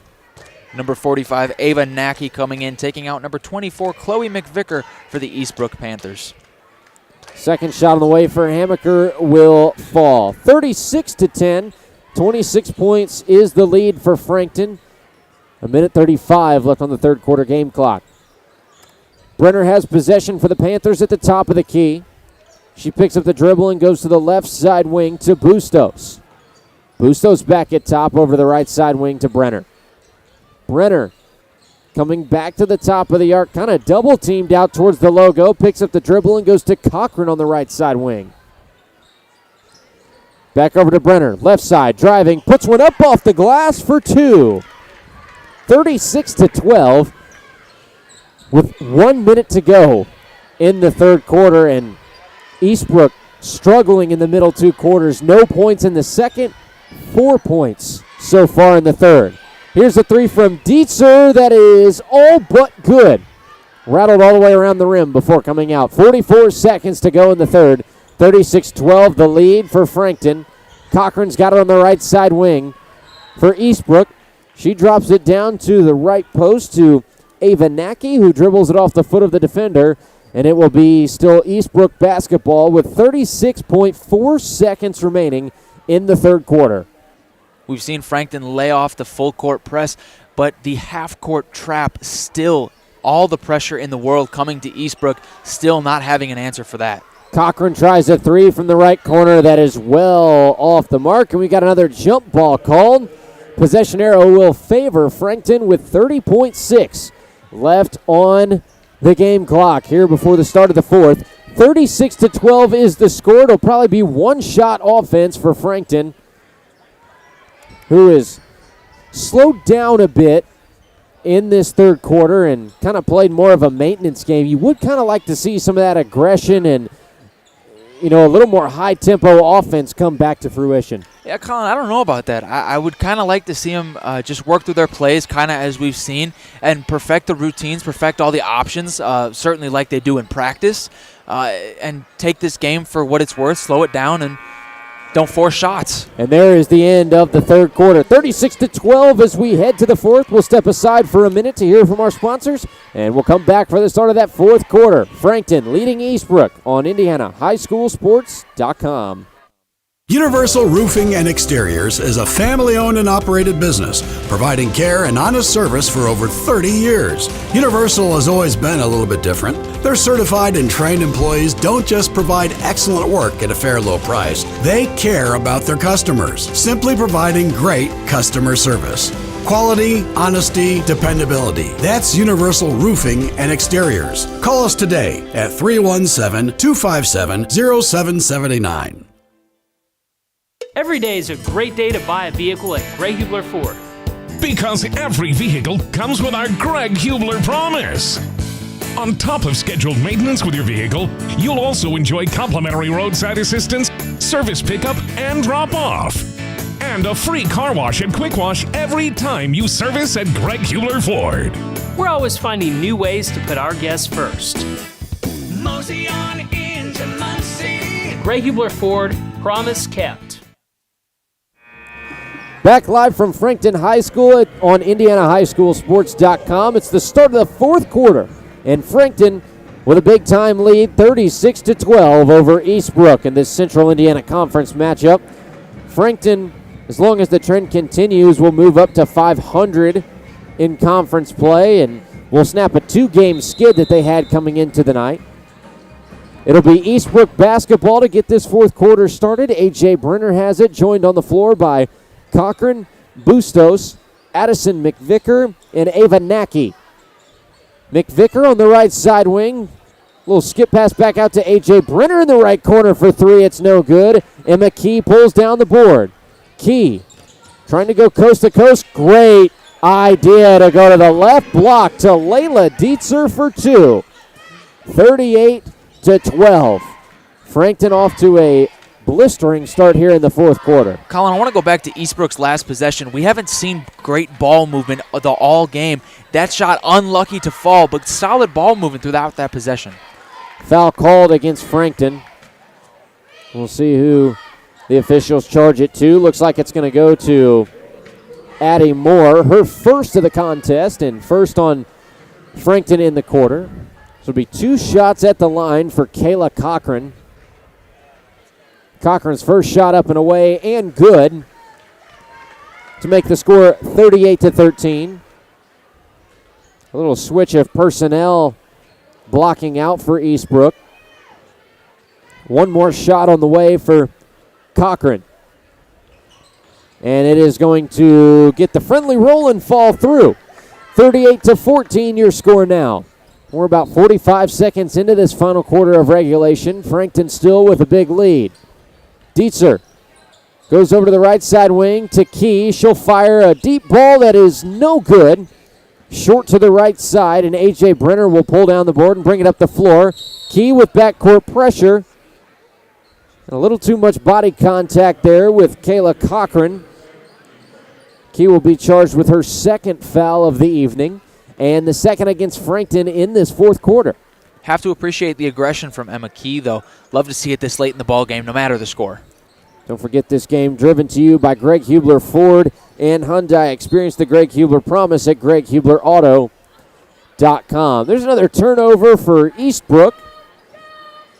Tonight's game also brought to you by JC Golf Carts, where you can experience the difference with quality meeting hospitality. Find them in downtown Franklin or at jcgolfcarts.com. Driving off the right side and putting a shot up off the glass was Dietzer. Her shot no good, but the follow-up by Ann Curtis will go through to make it 40-14 in favor of Frankton. Then 6 minutes and 20 seconds left in regulation. Eastbrook looking discouraged late. I mean, honestly, I can't blame them, but this is the point in the game where you just kind of say, screw it, and you play your game. You go through the motions, and you perfect the things you have not played well at. You try to work on it the best that you can, but Eastbrook looking exhausted and unmotivated. Cochran tried a shot after driving right baseline. That was no good, and a foul will go against Eastbrook's number 45, Ava Nacky. That is her first, and the first on the team in the quarter. Down to less than 6 minutes to go in regulation. 40-14 is the lead for Frankton. On the left side wing, popping a three is Dietzer, and that one finds the bottom of the net. 43-14, and Frankton laying it on here in the fourth quarter. 5:40 left, 43-14 the lead. I mean, just because you're up big doesn't mean stop shooting. I love the shots, the unforced shots from Frankton. And there's another steal. Emma Key, left post in transition, can't score it. It was a little bit off the mark, maybe too strong, and a travel called as Addison McVicker tried to put on the brakes, working her way through the backcourt press. That'll turn the ball right back over to Frankton with 5 minutes and 24 seconds left in the fourth quarter. Still a score of 43-14. Here's a sub for Eastbrook. Number 24, Chloe McVicker coming in, taking out her sister, number 12, Addison McVicker. Inbounding for Frankton is Ann Curtis. In possession for the Eagles is Emma Key. Top of the arc, Key thought about the three, passes it up and goes to the left elbow. She's got it back off the pass from Ann Curtis. Tried to lay it off the glass. It goes off the side of the backboard, and it's going to be brought up the floor by A.J. Brenner. Emma Key giving no room to breathe for A.J. Brenner. Will pick up her third foul. And the third on the Eagles in the quarter as well. We're 3 minutes into the fourth quarter, 5:03 left. And Frankton still with a big 43-14 lead over Eastbrook. I'm not mad at Emma Key's aggression here late, but it can't result in dumb fouls like that. There's no need to reach in there like that. Just have good defense and keep her in front. Ball goes out of play. Last touched by Macy Curtis of the Frankton Eagles. So that'll keep the ball with Eastbrook on their end of the floor. Kind of looking at the schedule coming up for these two. 3 more games to play before Christmas for Eastbrook. They're at Delta on the 17th, at a very, very tough Alexandria team on the 20th. And they will be at home against Blue River before the holiday as a foul is called against Macy Curtis on the shot.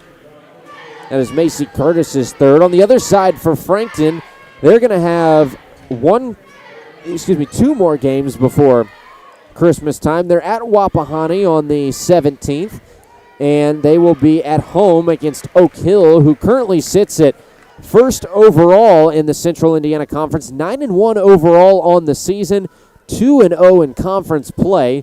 The only better record overall is a 10-0 record for the number 8 team in 2A that sits in the Central Indiana Conference. That's Alexandria.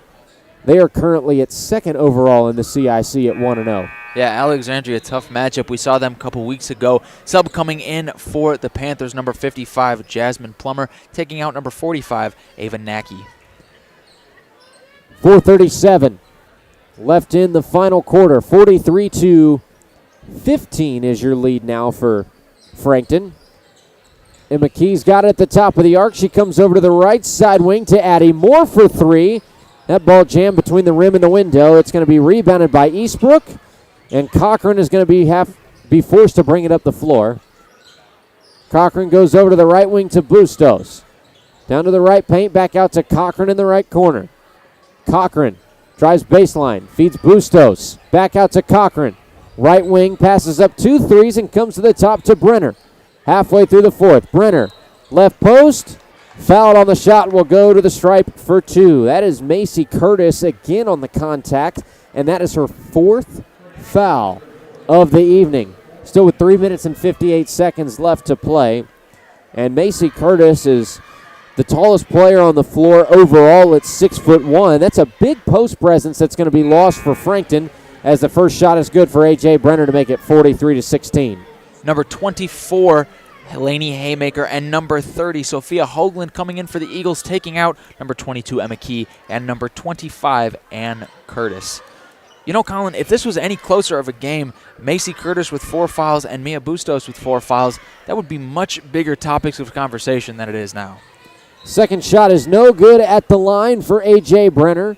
A loose ball is knocked away, and it was last touched by the Panthers, so it'll be Frankton basketball with 3 minutes and 15 seconds left in this fourth quarter. 43-16 is the lead for the Lady Eagles. Dietzer will walk the ball up the floor and start out on the left side wing. She goes to the left corner to Moore.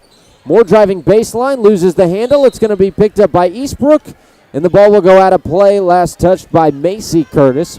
It will remain Panther basketball. And don't forget, after this game concludes, as we have a timeout, full 1 minute timeout called by head coach Alicia Griffin of Eastbrook. After this game concludes, we got the boys game between Frankton and Eastbrook coming up shortly after the conclusion of this fourth quarter. The Eastbrook boys team off to a 2-2 start to the season on a 2-game win streak over Elwood and Southern Wells. Frankton, on the other hand, they are 1-2. Lost their first game of the season to a tough Lapel team, 61-50. A big win over Muncie Burris, their second game of the season, 77-32. And then a few days ago, a loss to Tipton, 59-50. So you got a little bit of a rough start for this Frankton team, but a heck of a team that the Frankton Eagles do have. It should be a fun one to watch after the conclusion of this game. It certainly should be. Brady Carmack averaging 17 points, 9 rebounds. Joey Wright averaging 16 points, 4 rebounds, 6 assists. We got a couple of great matchups here. This one clearly a blowout at hand, but decent basketball at the least is what we've seen. But head coach Jeff Bates' wish is kind of coming to fruition in this contest for Frankton. They've done everything right. The energy has been there. I don't really think they've been flat at one point in this game. They've done a great job on the glass, controlling the rebound game, and the shot selection, for the most part, barring some of this third and fourth quarter, has been pretty on point as well. And realistically, that's all you can ask for from your team. Do the routine things routinely and do the exciting things every now and again. 43-16 the lead for Frankton with 3:24 left in the final quarter of regulation. Cochran tries a three for Eastbrook on the right side. It's no good. Board is pulled down by Addie Moore. Moore to Dietzer. Left baseline, switches over to the right post. Her shot blocked on the attempt by Jasmine Plummer. It is picked back up by Frankton, and the three-point bucket will rattle home for Sophia Hoagland. Make it 46-16, out to a 30-point lead for Frankton, their largest of the contest. A.J. Brenner from the top of the arc puts up a floater that rattles through. 46-18 your score now with 2:45 left in the fourth. Dietzer across half court to the right side wing, hands the ball off to Hammaker. Back down to the right wing again to Dietzer. Up top, Hammaker. Drives left side. Nice eye fake to get to the left post and taps it off the glass for two. 48-18. Frankton leads with 2:20 left in the fourth quarter. Colin, she had me all the way. I was looking for that dish out to the corner, and it just never came. Bustos on the left side wing in control for Eastbrook. Dumps it down to the left corner to Brenner. Back up top, Bustos. Down to 2 minutes remaining in regulation. Brenner, left baseline. Floater, no good. Board pulled in by Macy Curtis. Addie Moore will work it up the floor. To the right corner to Hammaker. Tries the three, it's short. Board pulled in by Jasmine Plummer. And now A.J. Brenner will push it up the floor for Eastbrook. 1:38 left in the fourth. Cochran drives right baseline and draws the foul against Frankton. That will go against Sophia Hoagland, her third foul of the contest. 1:33 left in the fourth quarter, and it's a 48-18 lead for Frankton. That is the fifth foul against the Eagles as well in this fourth quarter, so it will put Eastbrook in the bonus. Cochran will shoot two. First shot is up and no good, and with a 30-point lead, you are going to see a slew of substitutions come in for Frankton. Some JV players getting action here late in the contest. And this is kind of a big statement win for Frankton as well. You only have one more conference matchup before the end of 2024, and that is on December 21st against Oak Hill. And another foul called on the floor against Frankton will send Eastbrook back to the line to shoot 2. Shooting 2 at the line is going to be Mia Bustos. Like I was saying, though, a statement win here tonight for Frankton. It gets you back to 500 in conference play at 1-1. You break that losing skid and make your way to 5-6 on the year with still a good chunk of the schedule left to be played. Your next conference matchup, the last one before the end of the year, is at Oak Hill, who is a tough team this year. 2-0 in the CIC and 9-1 overall on the year. 2-for-2 trip of the line for Eastbrook makes it 48-20. 90 seconds left before the conclusion of this contest. And Eastbrook, on the other hand, they've got a really, really tough schedule at Delta on the 17th. And then on the 20th, your last conference matchup of the year at Alexandria, a top 10 team for the class of 2A. And that Alexandria team, like we saw last Friday, when that first jump ball, happens, they bring it. They lock in for game time. They're a fun team to watch. Probably one of the best players in the state for Class 2A and Jacqueline Hosier. First shot is up and away and good for A.J. Brenner to make it 48-21. Still 1:17 left in this fourth quarter. But Eastbrook is going to slide substantially in the conference standings for the CIC. They'll be down likely in the bottom 3 with Blackford and Elwood. Blackford coming into this evening sits at 0-1 in the conference, 1-8 on the year. Elwood at 0-2 in the CIC, which is a little misleading. They're 7-3 on the year, so without those conference losses, they sit at 7-1. And we're going to have a 30-second timeout taken by Frankton. We'll go ahead and kick it to a timeout of our own. 1:14 left in the fourth quarter. 48-21 is the lead for the Frankton Lady Eagles. We'll go over to that 30-second break right now on IndianaHighSchoolSports.com. Merry Christmas and Happy Holidays from Peterman Brothers. As a special gift to you, we brought back our free furnace promotion one more month. All December, when you install a qualifying heating and cooling system with Peterman, the furnace is free. Celebrate in style and comfort this winter with your new system. And rest easy knowing we strive to provide 5-star service to you with every call. Just visit PetermanHVAC.com to schedule your free furnace installation today.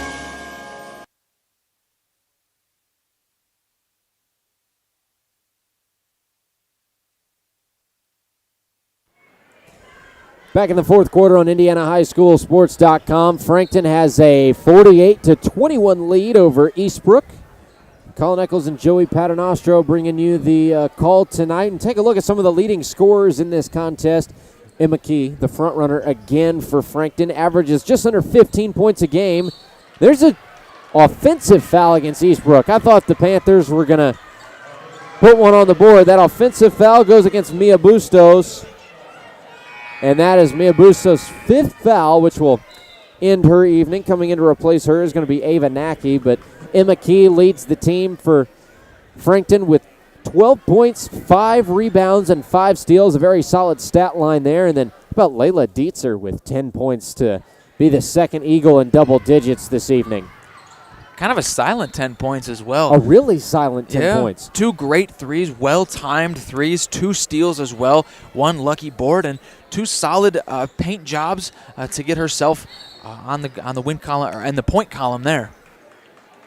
And keep in mind too, Frankton was 4 of 8 at the free throw line tonight and pulled in 24 rebounds so far. Still 1:07 left on the fourth quarter clock, but that was kind of the big key emphasis at the beginning of the game for Coach Bates was the rebound game. Winning that, making sure you kind of stay in control of the contest at all times. And Frankton, from the jump, kind of seeing that 6-0 run to start the game, I think kind of put the emphasis on the fact that they were going to be the ones to come away with a win. Yeah, Colin, Coach Bates did talk about winning the rebound battle, but something surprising, the Panthers have 23 rebounds. Frankton in control, 48-21. There's a foul against Eastbrook. 49 seconds remain. It's still 48-21 in favor of Frankton. So the Eagles will shoot 2, and of course we've got our boys game coming up right after this between the Frankton Eagles and the Eastbrook Panthers. Kind of running you down the standings there. Eastbrook 2-2 coming into the afternoon, or the evening I should say. Frankton 1-2. Eastbrook, though, at the top of the conference for the CIC on the boys' side of things at 1-1, as you've got now a 49-21 score here in the girls' game. Frankton, on the other hand, yet to play a conference matchup. This will be their conference opener against the Panthers, and that should prove to be a pretty exciting one, these two teams going at it. It was a win for Frankton last year, 59-42. And it will now be Frankton basketball as we get you back to the girls' game, 49-21 the score. The Lady Eagles will improve to 5-6 on the season. They will be 1-1 in conference play. On the other end, though, Eastbrook will fall to 3-6 and will drop to 1-2 in conference play in the Central Indiana Conference. Down to 24.9 seconds on the game clock. Frankton with a little bit of sloppiness, which maybe to be expected. You got some of those JV players into the contest, but still a great opportunity for them to get in and get some action at the varsity level, and a big lead like this, 49-21 your score. The one thing kind of interesting, though, is Frankton, they came out hard in that first half. They put up 30 points, and then in the second half have just put up 19. They slowed that game way down and played clock management, but still two impressive performances from Emma Key with 12 and Layla Dietzer with 10. Down to 8 seconds on the game clock. A foul called against Eastbrook. It goes against Ava Nackey. That is her second. A correction, her third. And the fourth against Eastbrook in the quarter. 2 shots coming up for Frankton with 6.6 seconds left on the clock. The first shot will fall to make it 50-21. And Frankton still with one more shot to go. Second shot is up and away and will rattle home. 51-21. Eastbrook, 3.4 seconds. And that is going to do it. Your final score, Frankton 51, Eastbrook 21. We'll keep it here for just a couple of moments. Leading scorer there was Emma Key with 12 points, 5 rebounds, and 5 steals. Second leading performer was Layla Dietzer for Frankton. 10 points, including a couple of big-time threes. Keep it here for just a moment and get ready to kick it to the sideline with our main man, Joey Paternostro, who will talk to head coach Jeff Bates after the big win there and talk about kind of the emphasis he put on.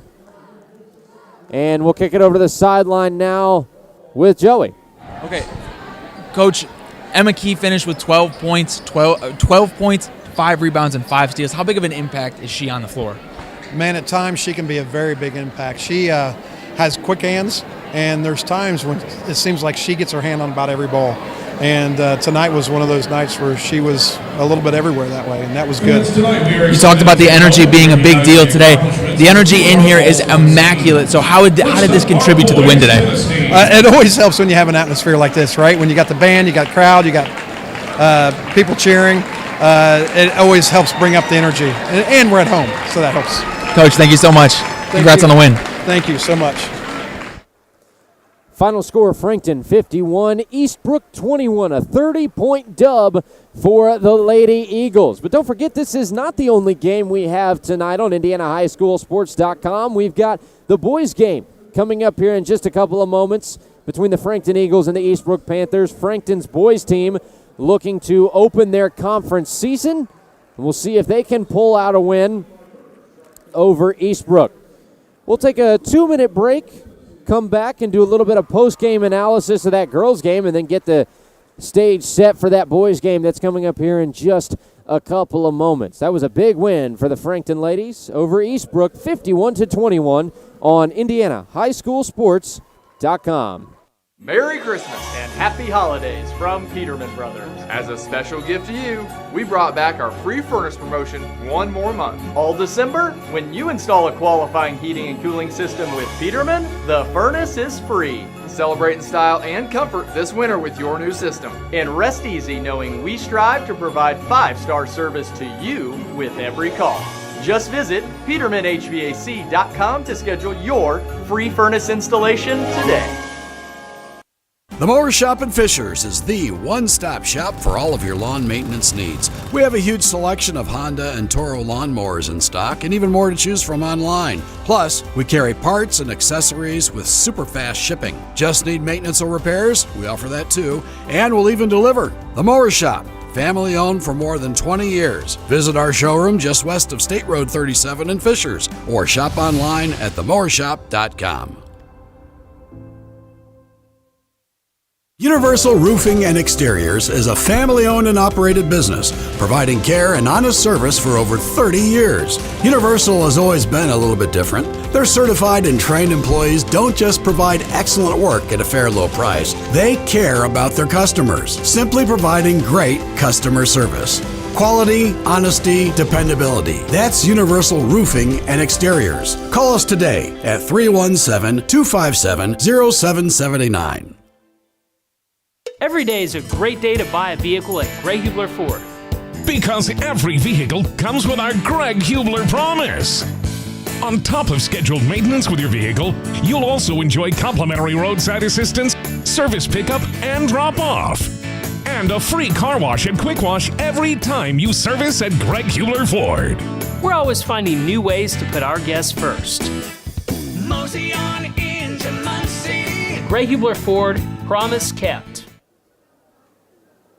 Once again, the final score, the Frankton Lady Eagles take the win over the Eastbrook Lady Panthers, 51-21 on IndianaHighSchoolSports.com. Colin Eccles, Joey Paternostro bringing you the call tonight. What a performance from the leading scorer, Emma Key. 12 points, 5 rebounds, and 5 steals. Really set the tone there early for Frankton. Got them off to a 6-0 run in the first quarter, and from there it was pretty much all Eagles. Eastbrook just had no answer for Frankton here this evening. She had Macy Curtis also contributing. She had 2 points, went over 2 from the free throw line, but she pulled down 5 rebounds, 3 of them being offensive boards, as well as 3 blocks and a steal. Sophia Hoagland contributing with 7 points. With 7 points and 6 rebounds, as well as a steal and 2 blocks. So all around a great win for the Frankton Eagles. With that win tonight, Frankton moves to 5-6 overall on the season, 3-4 on their home court, and will move to 1-1 in the Central Indiana Conference. Eastbrook, on the other hand, will drop to 3-6. They are 1-5 on the road now. They will drop to 1-2 in the Central Indiana Conference. Up next for Frankton, they're at Wapahani on the 17th of this month, and then they will finish out the 2024 portion of their schedule at home against Oak Hill, who sits at the top of the CIC right now at 2-0, 9-1 overall on the year. That game on December 21st. For Eastbrook, the upcoming schedule at Delta on the 17th. They will be at Alexandria, the top 10 team in Class 2A, on the 20th. And then a short turnaround, they'll be back at home against Blue River on the 21st of December. So a lot going on for these two teams as they look to close out the 2024 portion of both of their schedules. Once again, tonight's game was built by Universal Roofing. Call Universal at 317-257-0779 or visit universalrfg.com. Tonight's game was also driven by Greg Hubler Ford and Hyundai. Experience the Greg Hubler promise at Greg Hubler Auto mowershop.com. The Mower Shop in Fishers, mowers, snow throwers, parts, and more. All at the mowershop.com. Peterman Heating and Cooling. Call Peterman for same-day plumbing service at 317-608-1883. And, of course, JC Golf Carts, where small-town charm meets hometown hospitality and quality service. Find them in downtown Franklin or at jcgolfcarts.com. The boys' game about to be underway between the Frankton Eagles and the Eastbrook Panthers. That's coming up here in just a couple of moments. Take a little bit of a break before then. This is IndianaHighSchoolSports.com, the Eastbrook Frankton doubleheader. Every day is a great day to buy a vehicle at Greg Hubler Ford. Because every vehicle comes with our Greg Hubler promise. On top of scheduled maintenance with your vehicle, you'll also enjoy complimentary roadside assistance, service pickup, and drop-off. And a free car wash and quick wash every time you service at Greg Hubler Ford. We're always finding new ways to put our guests first. Mosey on into Muncie. Greg Hubler Ford, promise kept. The Mower Shop in Fishers is the one-stop shop for all of your lawn maintenance needs. We have a huge selection of Honda and Toro lawnmowers in stock and even more to choose from online. Plus, we carry parts and accessories with super fast shipping. Just need maintenance or repairs? We offer that too, and we'll even deliver. The Mower Shop, family owned for more than 20 years. Visit our showroom just west of State Road 37 in Fishers or shop online at themowershop.com. Universal Roofing and Exteriors is a family-owned and operated business, providing care and honest service for over 30 years. Universal has always been a little bit different. Their certified and trained employees don't just provide excellent work at a fair low price. They care about their customers, simply providing great customer service. Quality, honesty, dependability. That's Universal Roofing and Exteriors. Call us today at 317-257-0779. Merry Christmas and Happy Holidays from Peterman Brothers. As a special gift to you, we brought back our free furnace promotion one more month. All December, when you install a qualifying heating and cooling system with Peterman, the furnace is free. Celebrate in style and comfort this winter with your new system. And rest easy knowing we strive to provide 5-star service to you with every call. Just visit PetermanHVAC.com to schedule your free furnace installation today. Every day is a great day to buy a vehicle at Greg Hubler Ford. Because every vehicle comes with our Greg Hubler promise. On top of scheduled maintenance with your vehicle, you'll also enjoy complimentary roadside assistance, service pickup, and drop-off. And a free car wash and quick wash every time you service at Greg Hubler Ford. We're always finding new ways to put our guests first. Mosey on into Muncie. Greg Hubler Ford, promise kept. The Mower Shop in Fishers is the one-stop shop for all of your lawn maintenance needs. We have a huge selection of Honda and Toro lawnmowers in stock and even more to choose from online. Plus, we carry parts and accessories with super fast shipping. Just need maintenance or repairs? We offer that too, and we'll even deliver. The Mower Shop, family owned for more than 20 years. Visit our showroom just west of State Road 37 in Fishers or shop online at themowershop.com.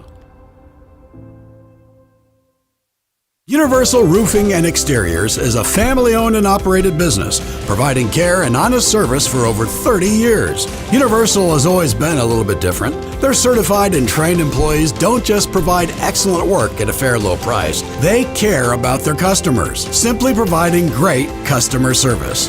Quality, honesty, dependability. That's Universal Roofing and Exteriors. Call us today at 317-257-0779. Merry Christmas and Happy Holidays from Peterman Brothers. As a special gift to you, we brought back our free furnace promotion one more month. All December, when you install a qualifying heating and cooling system with Peterman, the furnace is free. Celebrate in style and comfort this winter with your new system. And rest easy knowing we strive to provide 5-star service to you with every call. Just visit PetermanHVAC.com to schedule your free furnace installation today.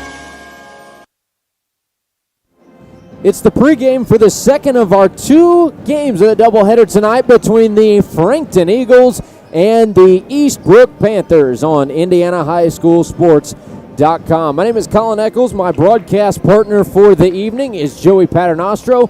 Michael Blezick is on the cameras for us. We got about 15 minutes before these two boys teams take the floor, and what a heck of a matchup this is going to be. The two teams pretty even when it comes to the numbers just on paper. Frankton is an overall 1-2 to start the season. Eastbrook, on the other hand, is 2-2. Eastbrook right now sits atop of the Central Indiana Conference at 1-0. Frankton is down in 5th place. They haven't played a conference game yet, but they are 1-2 on the season. Joey, I was just saying it before you got back from the scorers table. These two teams pretty even across the board in terms of looking at it on paper. We should be in for a pretty fun-filled matchup here this evening.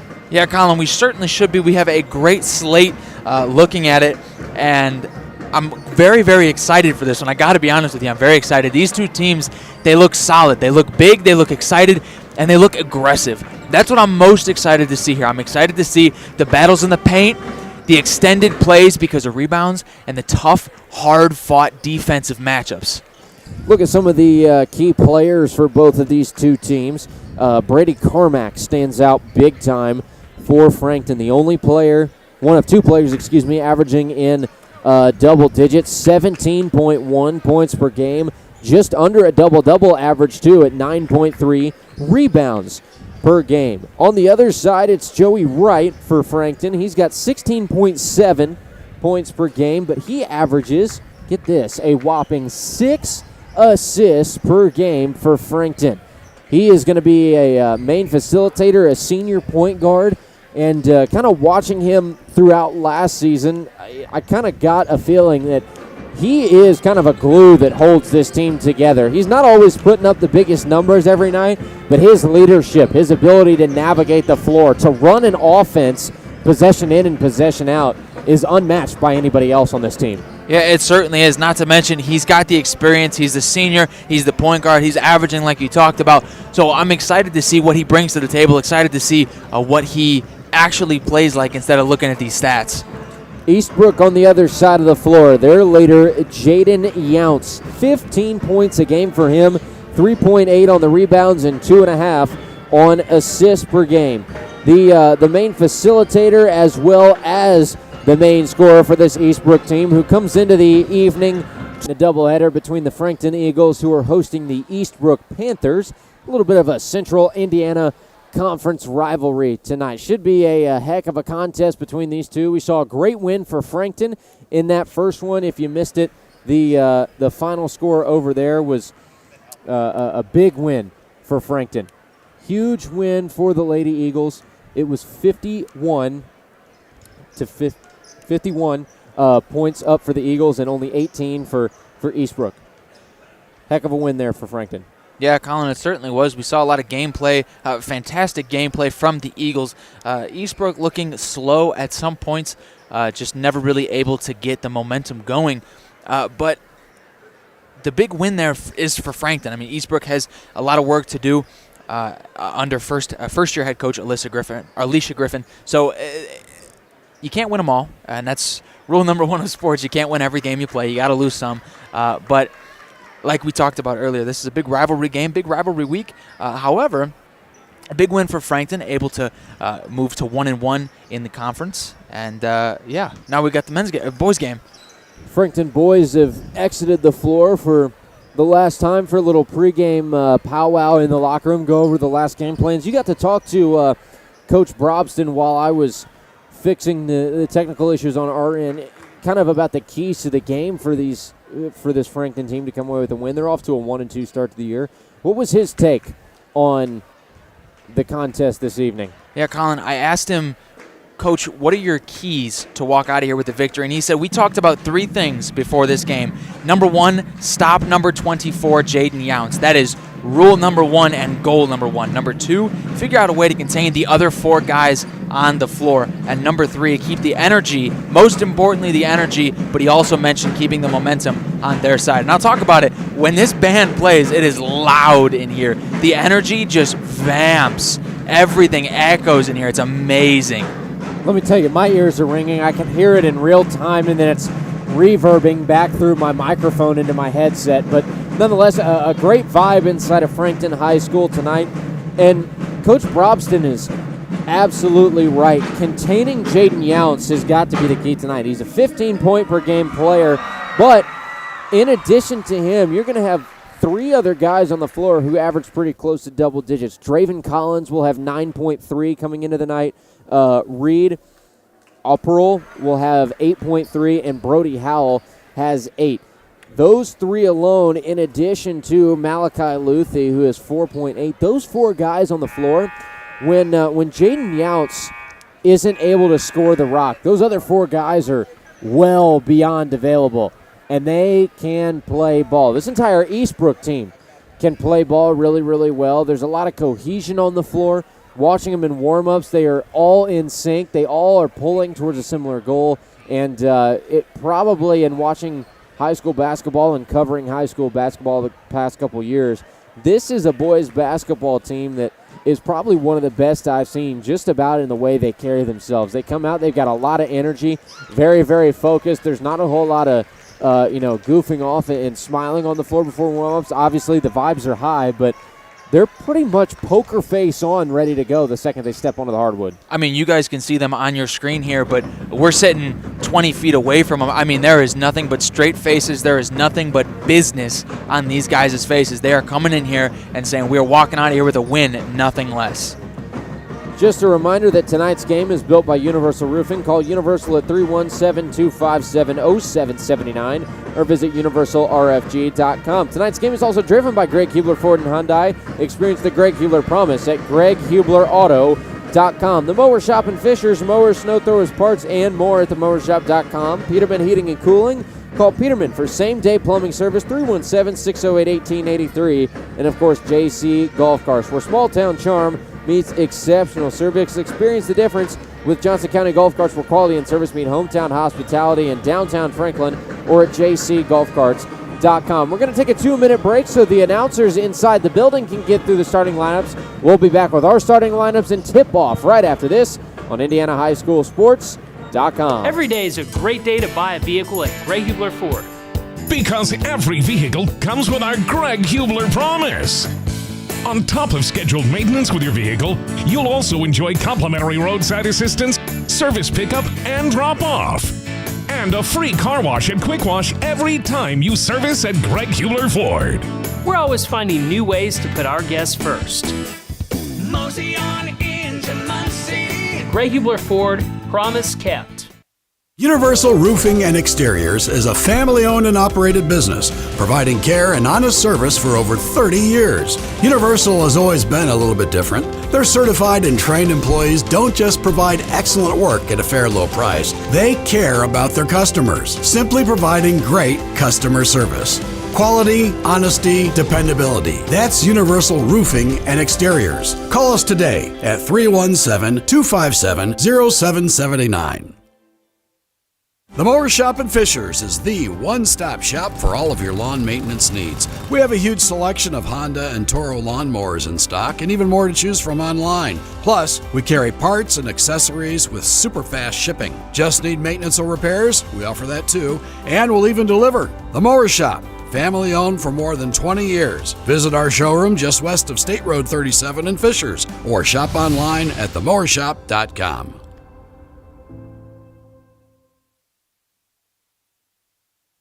The Mower Shop in Fishers is the one-stop shop for all of your lawn maintenance needs. We have a huge selection of Honda and Toro lawnmowers in stock and even more to choose from online. Plus, we carry parts and accessories with super fast shipping. Just need maintenance or repairs? We offer that too, and we'll even deliver. The Mower Shop, family owned for more than 20 years. Visit our showroom just west of State Road 37 in Fishers or shop online at themowershop.com.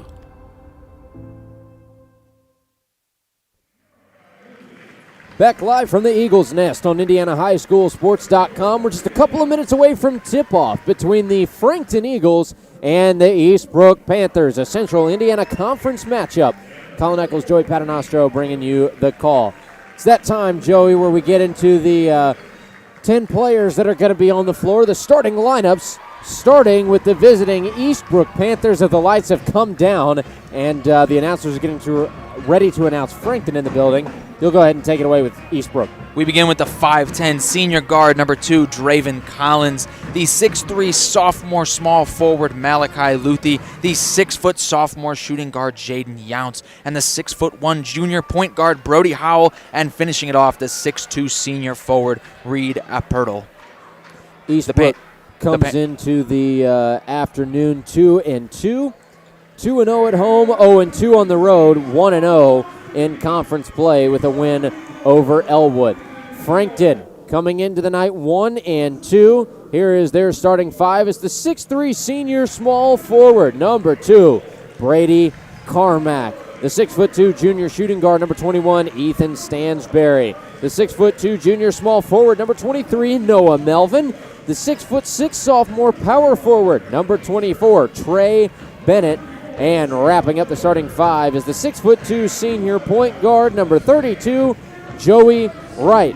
Frankton is coached by Brent Brobston in his 17th year as the head coach of Frankton boys basketball. A long tenure for Coach Brobston. Brings a lot of energy to this team and knows how to coach up a solid ball club. He sure does. He's got a heck of a roster over there, and this should be quite the matchup today. Quite a high-scoring game. A lot of exciting things coming our way here in this Frankton-Eastbrook matchup. The exciting thing to see is going to be how well Trey Bennett fares in the paint for Frankton, the tallest player on the roster by several inches at 6'6", but he's just a sophomore, averages 4 points a game, and that post play might come into be a big factor this evening if Brady Carmack and Joey Wright have their hands full. Those two average 17.1 and 16.7 respectively, but having a full five that goes up and down the floor in unison tonight is going to be the big key for Frankton to pull out a win. Moments away from tip-off inside the Eagles' nest. Frankton breaks the huddle and will head to the sideline. Eastbrook heads to center court. Jumping for the Panthers, as it looks, is going to be, well, I'm not so sure yet. It looked like it was going to be Malachi Luthi there for a second. He was standing in the center circle. Here comes Frankton onto the floor. And we'll let everybody get into position before we make the official decision on who is going to be jumping for each side. For Frankton, it is going to be Trey Bennett. And indeed, jumping for Eastbrook is Malachi Luthi. Ball is up and away, and off the tip-off, it is Frankton basketball. Noah Melvin has it on the left side wing. He'll come back up top to Joey Wright. Wright, shaded to the left side of the floor, back to the top of the key to Bennett. To Wright, left side wing. Pump fake the three, now drives. Steps over to the right block and scores with the finger roll. Strong take for Joey Wright to get things started. 7:37 in the opening quarter. 2-0 to lead for Frankton. Frankton coming out with early press, and look at that. And there it is. Brady Carmack over to Wright. Left post, count the bucket and one. Joey Wright. 4 points here early, and he's going to the free throw line to shoot the and one free throw.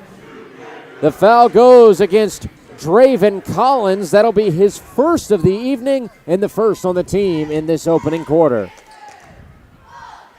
And a lane violation. Joey Wright knocks down the free throw to make it 5-0 in the first quarter. 7:25 left on the game clock. Across half court, Eastbrook possession. Pulling from three, left corner. Draven Collins knocks down the three. 5-3 is the score. Frankton with a narrow lead. 1 minute into the opening quarter. Carmack in the left corner for Frankton. Goes down to the post. He was looking for Noah Melvin, but the ball goes out of bounds and back to Eastbrook. Don't forget tonight's game, built by Universal Roofing. Call Universal 317-257-0779 and online at universalrfg.com. Foul called on the floor. Will go against Frankton. That's number 21, Ethan Stansberry, picking up his first of the evening, first on the team in the half. 6:50 remaining in the opening quarter. 5-3 is the lead for Frankton. Inbounding is Malachi Luthi. Bringing it up the floor is Brody Howell. He hands the ball off to Luthi. Luthi gets it across half court to a Perle. And it's over to the left side wing to Howell. Back to the top to Collins. Collins. Right side wing, and now back to the top again with Younts, the leading scorer. Younts has his pass intercepted by Stansberry. Stansberry, left block. Joey Wright scores 2 more. 7-3. All 7 points belong to Joey Wright in the first quarter. Frankton leads 6:10 left on the first quarter clock. And there's a ball batted into the backcourt, being chased down by Joey Wright. Knocks it out of bounds, but it favors Eastbrook on the possession arrow. And we're almost 2 minutes through this first quarter, and Joey Wright has put an emphasis on a performance from him tonight. That's exactly what Coach Brobson was talking about. The energy is definitely on Frankton's side. They have to keep it here. Backcourt pressure for the Eagles, broken by Draven Collins. Top of the arc, it's Younts. To the right side wing, to Howell. Back up top again to Younts. On the left side, it's Collins. Back to the top of the arc for the Panthers. Now shades to the right. Younts, left wing, passes up the 3 and goes down to the left corner to Howell. Back up top, driving in is Luthi, and he's fouled on the shot.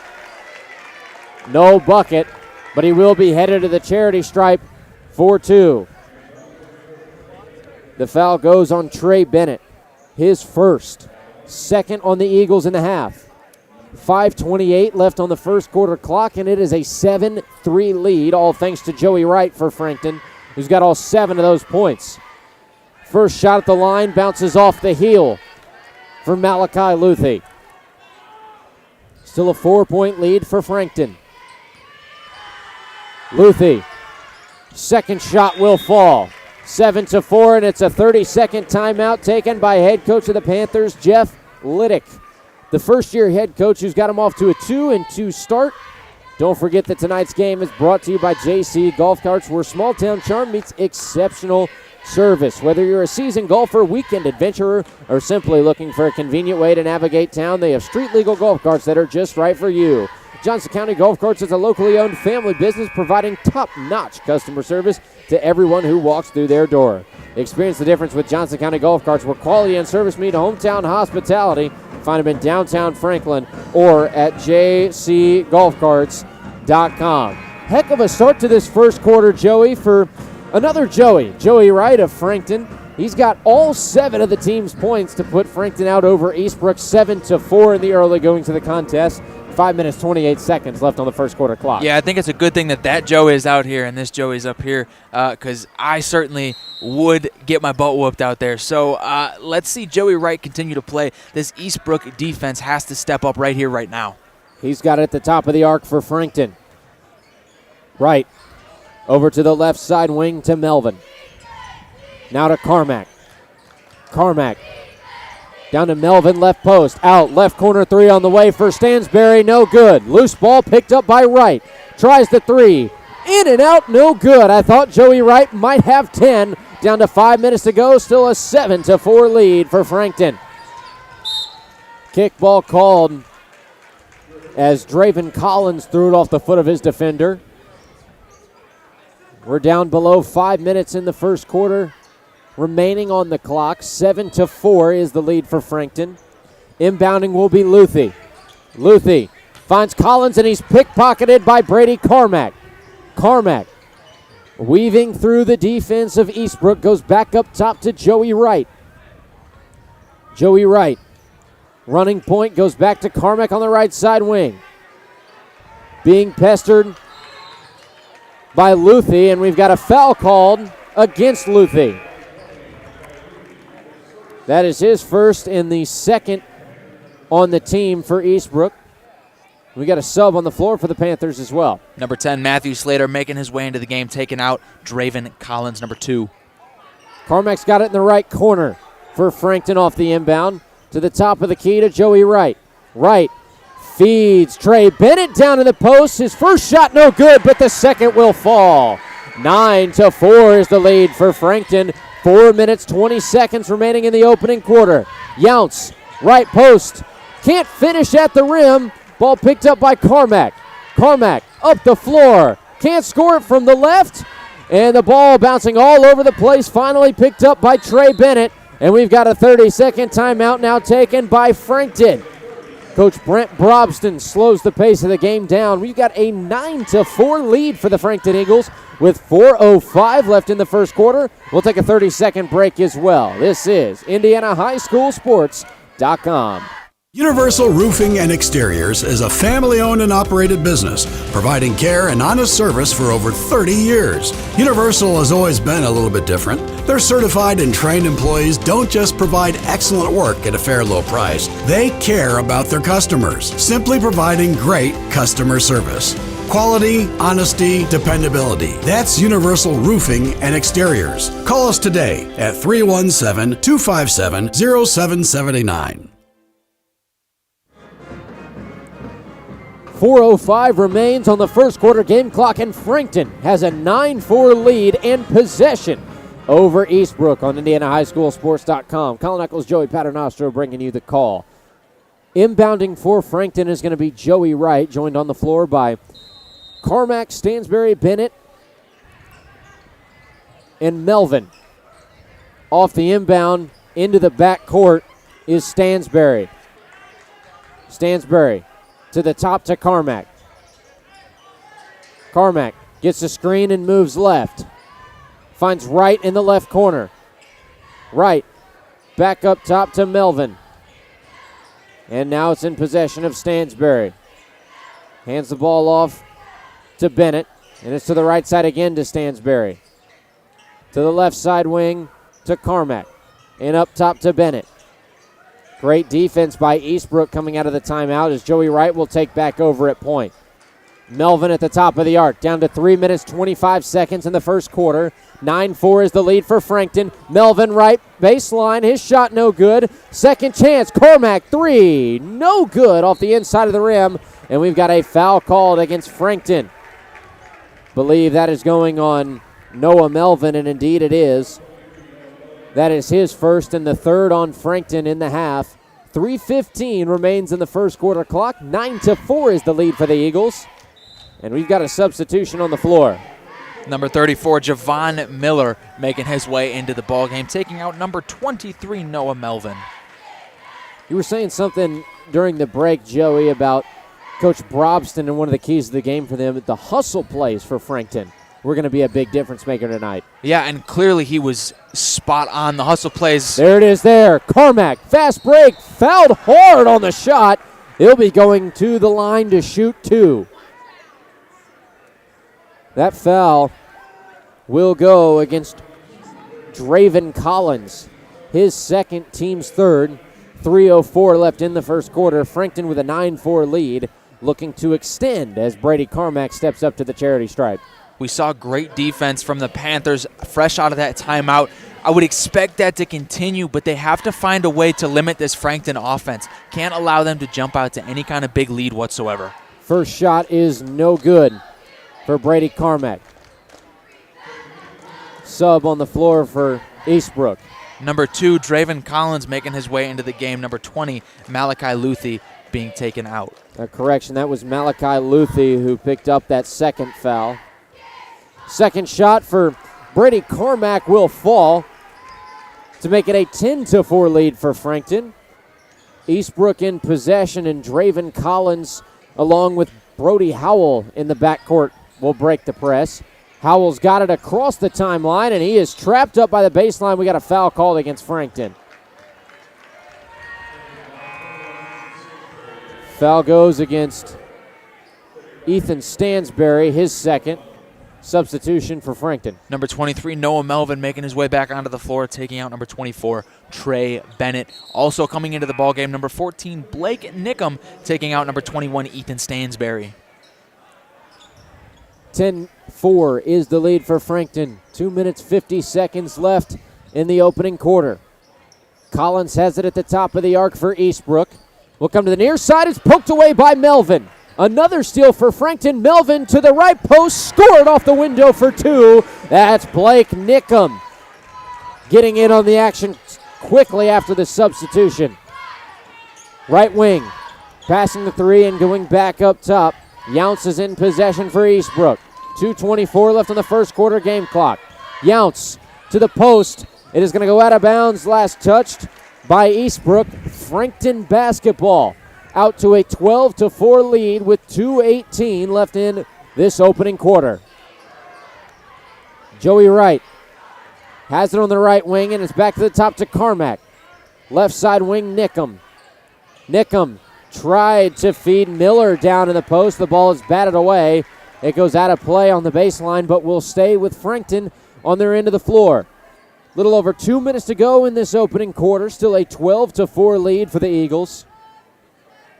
We're looking for their first conference win in a conference opener as well this season. Carmack in the right post off the inbound. Turns a turnaround jumper off the glass into a miss. It's going to be across half court with Jaden Younce. Over to the right side to Howell. Howell back to the top, comes near side again to Slater. Up top with Younce. Younce driving over to the left side. Picks up the dribble. It's back to the top of the arc to Collins. 97 seconds before the start of the second. Collins going to work, but he's ripped by Javon Miller, and we've got a jump ball called. The possession arrow will stay with Eastbrook. What a job by Javon Miller. Sub on the floor for the Panthers. Number 3, Kyle Hackerman coming in for number 2, Draven Collins. Kyler Hackman, a 6-foot sophomore. Hackman on the right wing. Nice feed to the right post, and now it's back to the top of the key with Younce. 3 ball on the way is no good from the right corner for Slater, and we've got a foul called against Eastbrook. And it will go against Reed Aperle.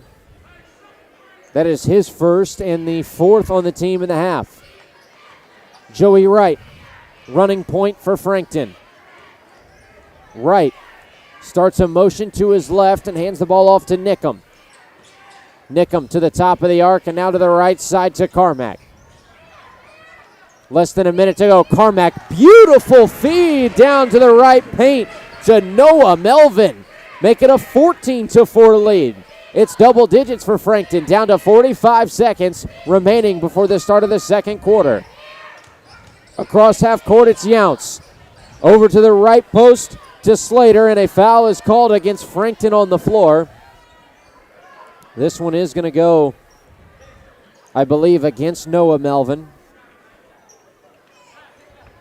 And indeed it will. That is the second on Melvin this evening,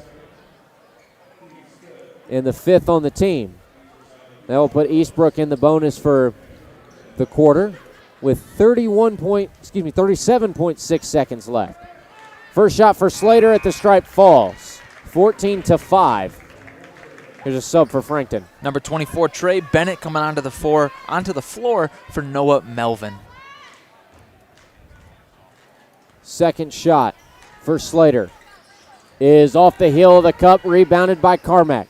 9-point lead for Frankton. 30 seconds remain in the opening quarter.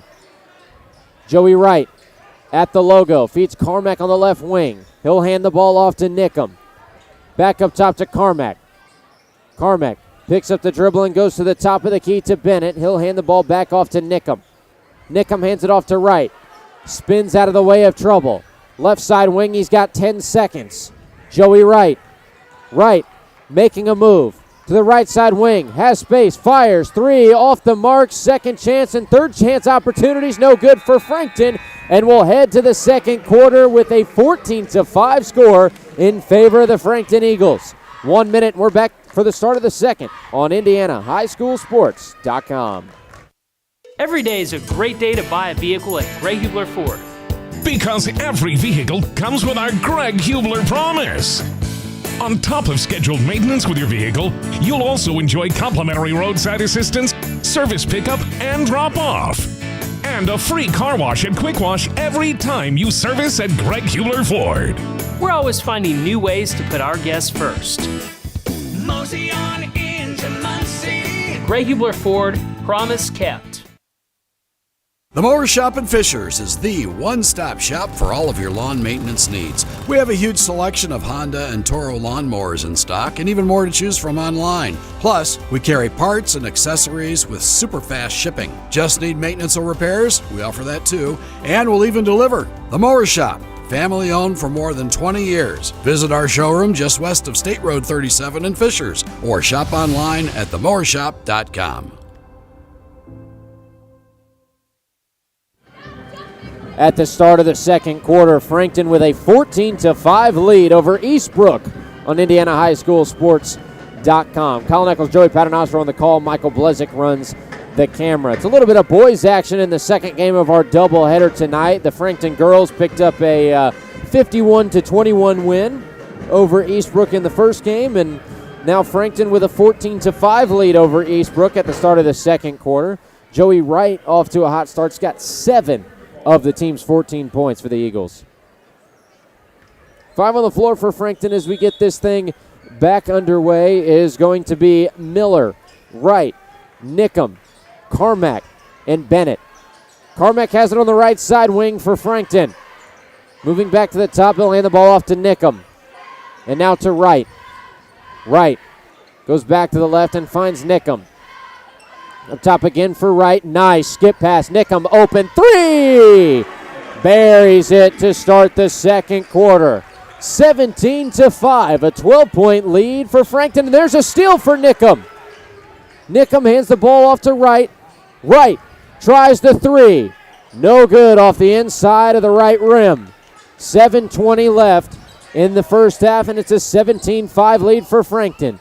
Splitting the defense. Stop and pop is short for Brody Howell, and we got a foul on the floor against Jaden Younts, his first.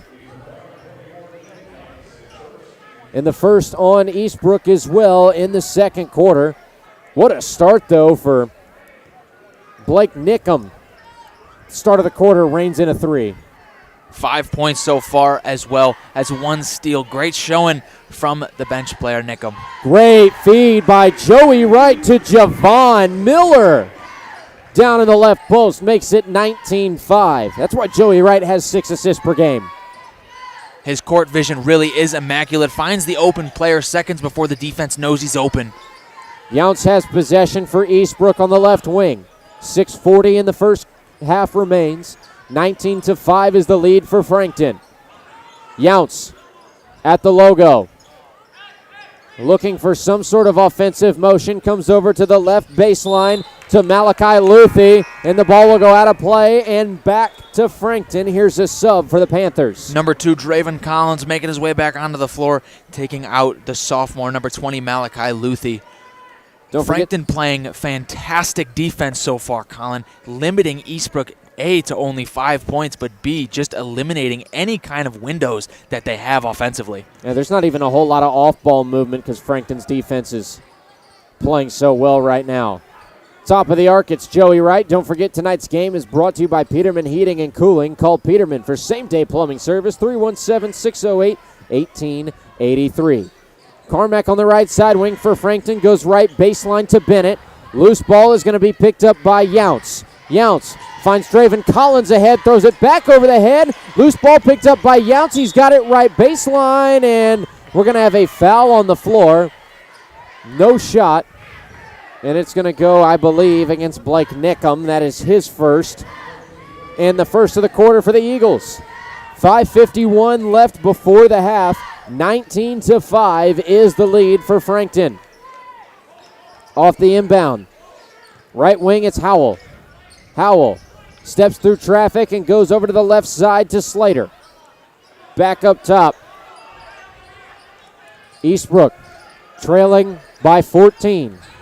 Younts, pump fake, steps left, tries the 3. It's no good. Loose ball is picked up by Carmack. Carmack has a lane, puts up the runner. It's off the heel of the cup and then drops through. 21-5 and a 1-minute timeout taken by head coach Jeff Liddick of the Eastbrook Panthers. We'll step aside for a 1-minute break of our own. You are listening to IndianaHighSchoolSports.com, Frankton, and Eastbrook. We'll be right back. Eastbrook. We'll step aside for a 1-minute break of our own. You are listening to Indiana High School Sports.com, Frankton, and Eastbrook. We'll be right back. 1-minute timeout taken by head coach Jeff Liddick of the Eastbrook Panthers. We'll be right back. Merry Christmas and Happy Holidays from Peterman Brothers. As a special gift to you, we brought back our free furnace promotion one more month. All December, when you install a qualifying heating and cooling system with Peterman, the furnace is free. Celebrate in style and comfort this winter with your new system. And rest easy knowing we strive to provide 5-star service to you with every call. Just visit PetermanHVAC.com to schedule your free furnace installation today. Don't forget that small town charm meets exceptional service at Johnson County Golf Carts. Whether you're a seasoned golfer, weekend adventurer, or simply looking for a convenient way to navigate town, they have street legal golf carts that are just right for you. Johnson County Golf Carts is a locally owned family business providing top-notch customer service to everyone who walks through their door. Experience the difference with Johnson County Golf Carts, where quality and service meet hometown hospitality. Visit Johnson County Golf Carts in downtown Franklin or at jcgolfcarts.com. In the second quarter, 5 minutes, 22 seconds left on the game clock. It is a 21-5 lead for the Frankton Eagles over the Eastbrook Panthers on IndianaHighSchoolSports.com. Colin Eccles joined by Joey Paternostro. With possession is Eastbrook. After a big run made there, yet to score in this second quarter. Down by 16 points. Backcourt pressure comes out for Frankton. It's broken by the Panthers. Younts has it on the left wing. Younts, nowhere to go on the interior, goes back up top to Howell. 5 minutes to go in the first half. Howell, shading back to his left, feeds a Perley. Skipping all around the arc, ends up in the hands of Howell. Great spin move, but can't finish on the jump shot. 21-5, still the score. 4:45 left in the opening half. This Eagles defense, certainly the difference maker so far. I mean, they have just massively dominated this Eastbrook offense, only allowing 5 points and not a lot of off-ball movement. Brady Carmack in the left corner. Comes back to the top to Eli Birch, who checked in at the timeout. Birch to his left. Great defense by Eastbrook now. Birch not with a whole lot of room to work with. Gets a screen, now moves over to the right and finds Joey Wright. Ball knocked out of play. Last touch by Bodie Howell of Eastbrook. 21-5 remains the score. Just about halfway through this second quarter, Frankton has a lead. Eli Birch will have it in the backcourt off the inbound. Birch at the logo. Moves to his right and goes back up top to Bennett. Off to Carmack. Carmack tried to find Birch cutting to the basket. The ball will go out of play. Last touch by Draven Collins. And possession arrow will still favor the Eagles on the baseline beneath their own hoop. 4 minutes to go in the second quarter. 21-5 is the lead for Frankton. Birch will inbound. And Birch not able, nearly had a 5-second violation called against him, but Brent Brobston calls the timeout before that final 5th second can tick by. So Frankton will have the basketball. 4 minutes to go in the second quarter. 21-5 is the lead for Frankton. Joey Wright, the leading scorer, with 7. Coach Brobson certainly doing exactly what his team wanted to do so far. They have stopped Jaden Younts. They've figured out a way to contain the other 4 guys on the floor, and they have every single ounce of energy and momentum that is on this court in this arena. They have all of it. Frankton just absolutely dominating this game so far. Still a lot of ball game left to be played, and the main man for Eastbrook, Jaden Younts, hasn't quite woken up yet. Averages 15 points a game and is scoreless so far in this contest. Off the inbound, Carmack tried a little alley-oop style floater that won't go. It'll be brought the other way by Howell. Bodie Howell on the right wing to the top to Younts. Younts guarded by Carmack. Gives to Collins. Collins picks up the drive, now loses control of the rock, and a jump ball is called.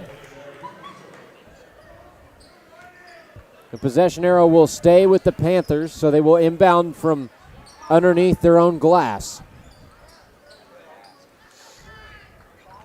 Younce will take it out, and it will go to the right wing to Howell. Back to the top of the arc to Slater. He'll hand off to Collins. Collins shifts to his left. Off the drive, picks up the dribble, has to get it back to the top of the key again to Howell. 3:24 on the game clock in the first half. 21-5 is the lead for Frankton. Collins off rotation.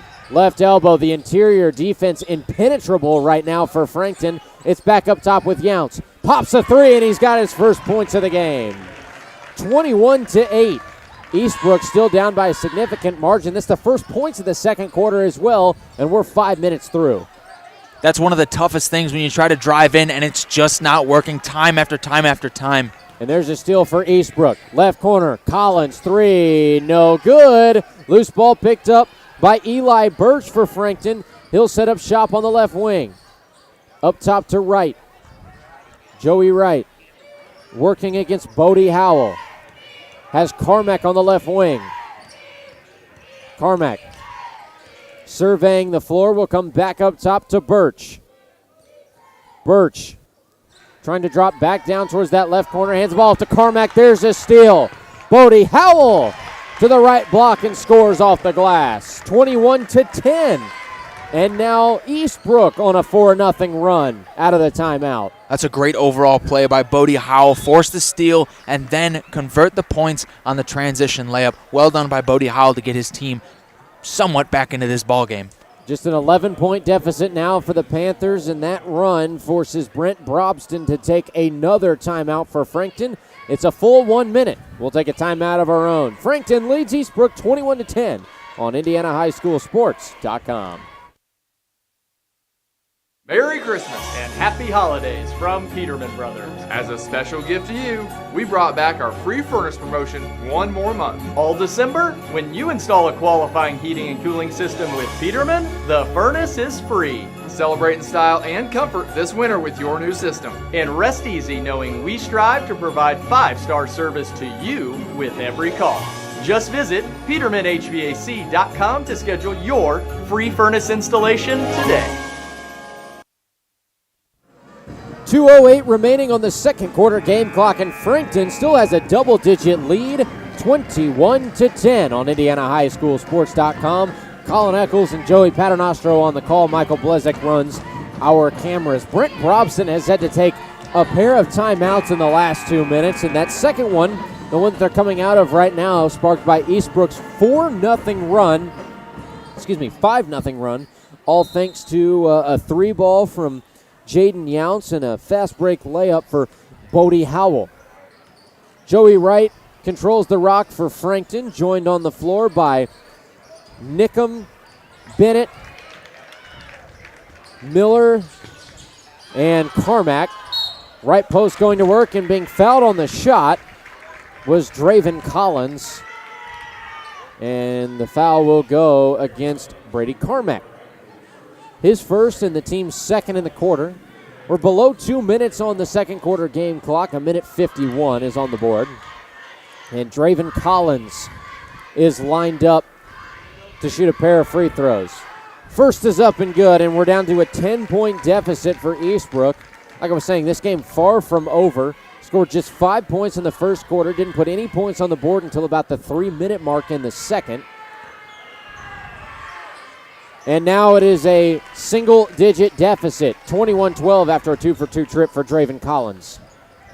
Coach Brobson clearly unhappy with how his team is playing right now. Despite the lead, they do have some work to do, some sloppiness to clean up. Like you said, this game is far from over. And there's a foul against Eastbrook. Draven Collins will pick up his third. His second. Team's second in the quarter as well. Inbounding is Miller. He's got to get it in quick. He finds Carmack. Carmack at half court, down to 95 seconds before halftime. Joey Wright is in possession. Wright called for the offensive foul.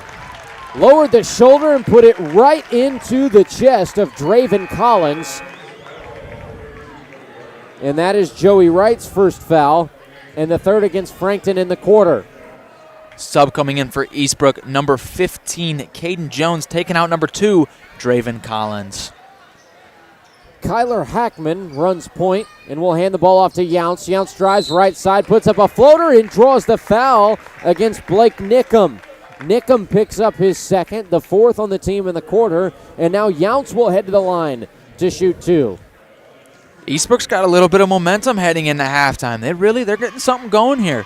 They still have 1:21 on the game clock as well before the half. That first free throw will fall for Younce to make it 21-13. 8 points is the deficit. One more shot on the way for Jaden Younce. Fires the second. It's off the heel of the cup. Loose ball is picked up by Trey Bennett. And Joey Wright will bring it forward for Frankton. Wright heads to the right wing and hands the ball off to Nickham. 1 minute to go in the first half. Wright driving left baseline. Fouled hard on the take to the rim. And Joey Wright, slow to get up. He hit the deck. Yeah, he'll need a minute after that one. That hurts a little bit.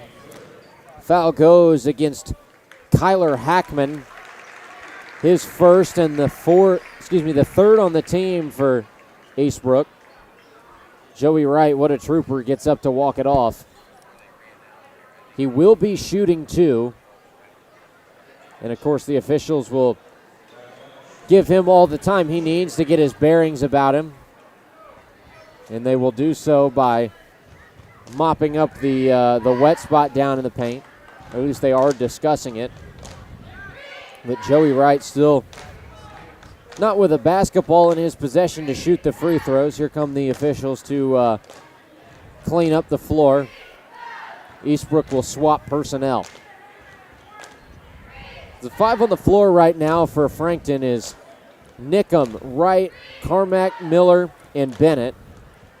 On the floor right now for Eastbrook is Hackman, Younce, Jones, Slater, and a parlay. Joey Wright will shoot 2 for Frankton after the foul committed by Kyler Hackman. Joey Wright's first shot away, and he laces it. 22-13. Here's a sub of personnel for Eastbrook. Draven Collins coming back into the ball game, taking out number 10, Matthew Slater.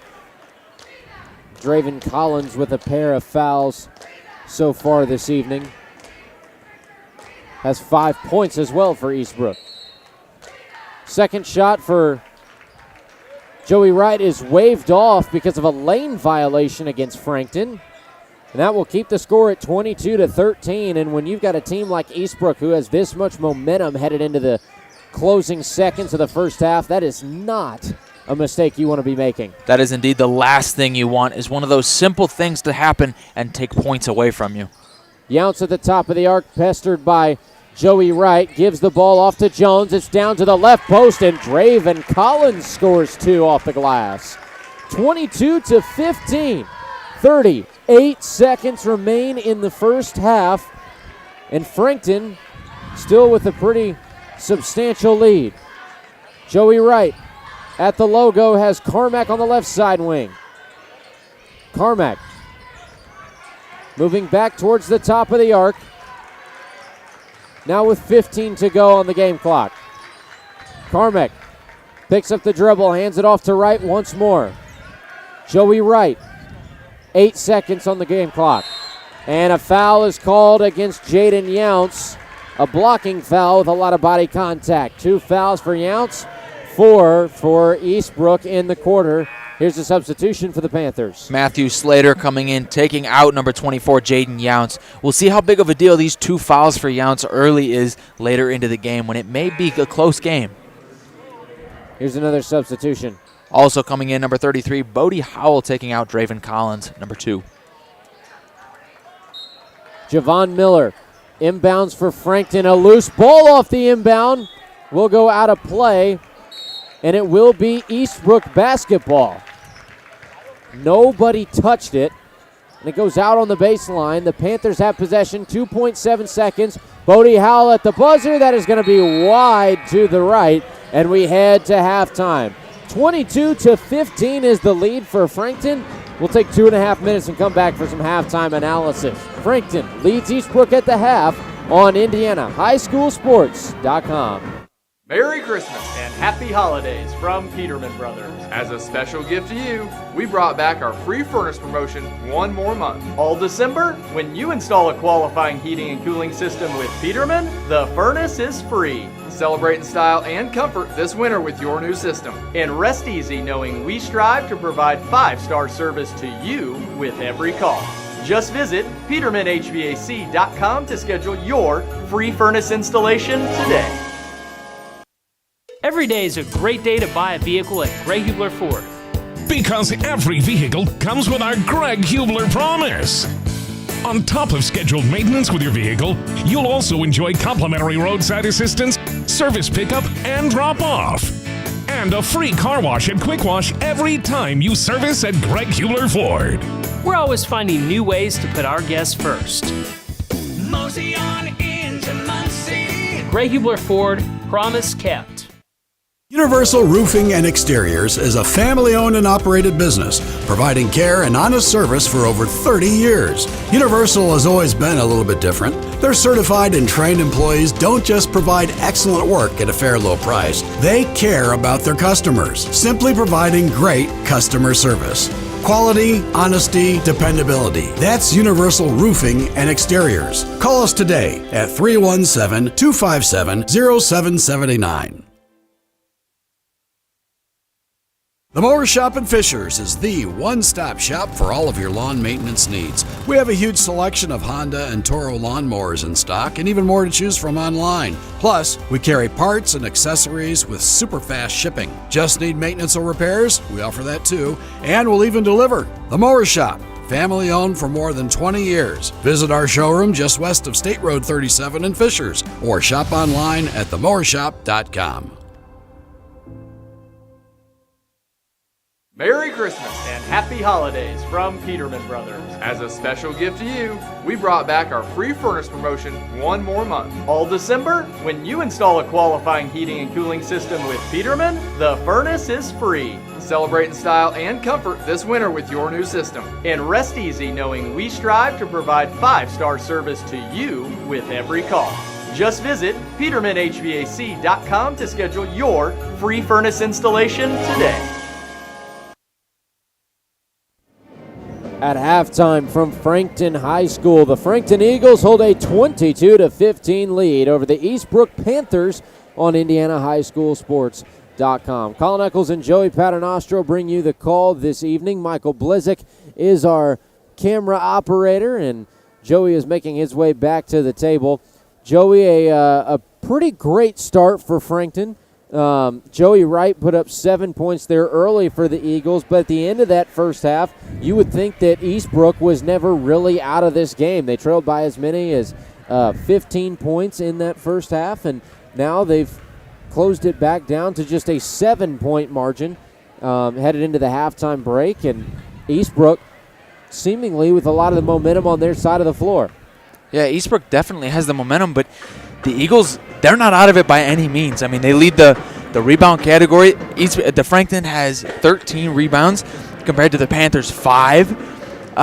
Brady Carmack is outstanding defensively, as well as Ethan Stansberry. Trey Bennett has been a menace in the paint, and Joey Wright offensively dishing out the passes and looking through those windows with his fantastic court vision. We talked about it before the game, how important it was going to be for the paint presence of Trey Bennett to really be there. And indeed, it has been there for him so far. He's only got 2 points, but his rebound totals creeping up faster and faster as the evening goes on. Yeah, Bennett's got 7 rebounds. He does only have 2 points, but he's got 7 rebounds so far. He does also have a couple tipped passes leading to steals for his teammates like Brady Carmack, who's got 3 steals. Noah Melvin with 1 steal, Blake Nickham with a steal, and Ethan Stansberry as well with a steal. Overall, the Eagles playing well, but ball security throughout the second half has to be a little bit better. That's certainly why they allowed this Panthers team to come back. I mean, the Panthers, too, just kind of off to a slow start scoring in general. You got a guy in Jaden Younts who averages 15 points a game and didn't put up his first numbers until the second quarter. It also doesn't help that, Eastbrook as a whole only put up 5 points in that first quarter. They didn't score again until about the 4 or 5 minute mark in the second quarter. You go that far going through, and granted they put up really, really good numbers, 10 points in that second quarter to get them back within 7. But that 5-point first quarter could be kind of an ankle biter coming back later in the contest if they're not able to close up the gap here early at the start of the second half. Yeah, and it certainly didn't help Eastbrook that there was no post presence whatsoever. Frankton did a fantastic job to just lock them out of the paint altogether. Anytime the Panthers looked to drive whatsoever, the Eagles just said no and had to kick it out. They had to force some kind of uncanny mid-range 2 or some kind of deep 3, and it just didn't go the Panthers' way. And then eventually they found the rhythm, tired out the Eagles' defense a little bit, but the Eagles, they're never out of it. This game is far, far from over.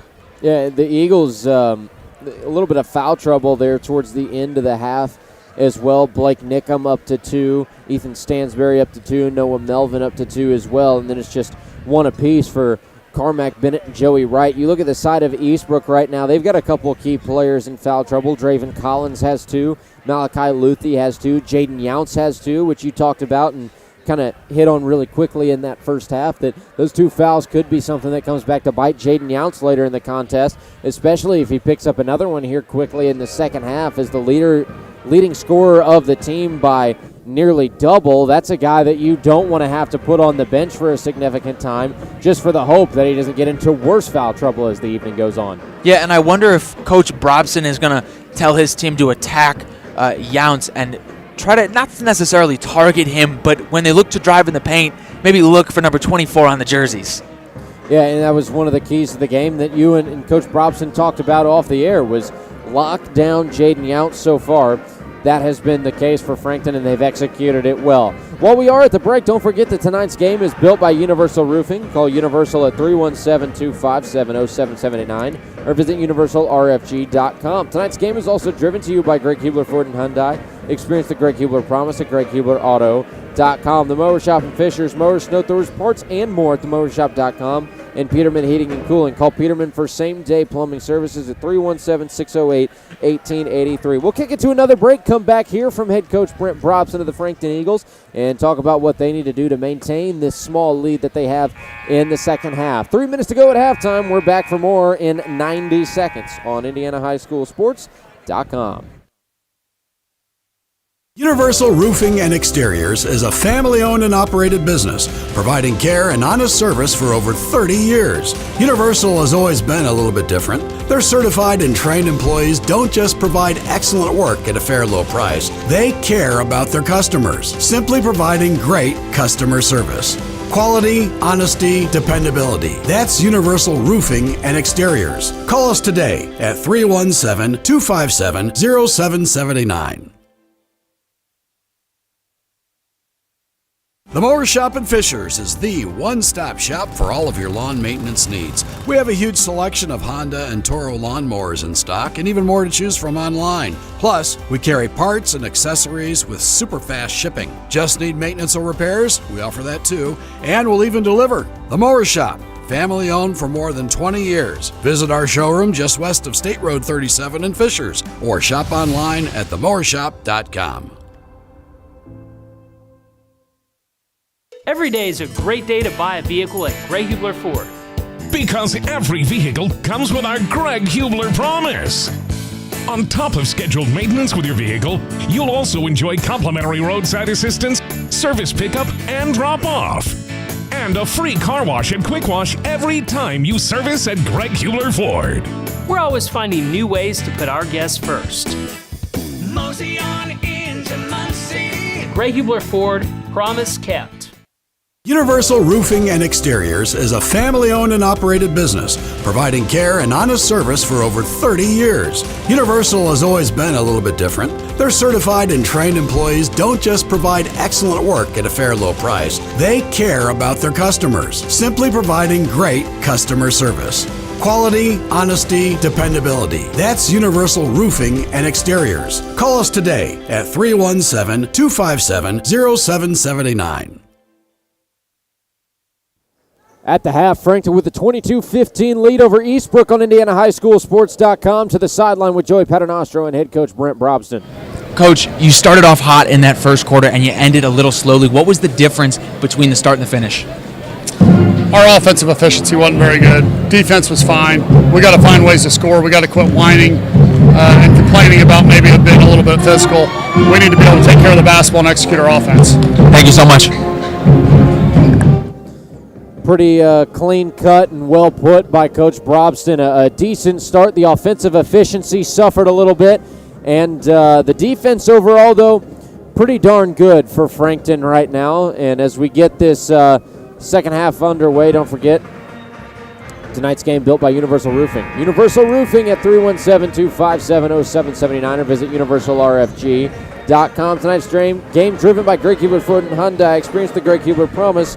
GregHublerAuto.com. And Peterman Heating and Cooling. Call Peterman for same-day plumbing service, 317-608-1883. And, of course, the Mower Shop in Fishers, mowers, snow throwers, parts, and more, themowershop.com. Those snow throwers might come in handy in the coming weeks. We've had some pretty good snowfall around central Indianapolis and even up north as well, up by where you live, Joey.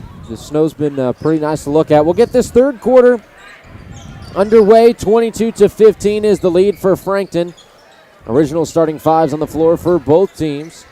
Trey Bennett has it at the top of the arc for the Eagles. He'll go over to the left side wing to Stansberry. Stansberry, nice spin move to get his defender on skates. Now over to Melvin in the left corner. Melvin up top to Bennett. Over to Carmack on the right wing. Carmack up top to right. Nice swing of the ball around the arc, but the defense right now for Eastbrook paying off big time. No sort of real offensive movement for Frankton just yet. On the right side wing, it's Carmack.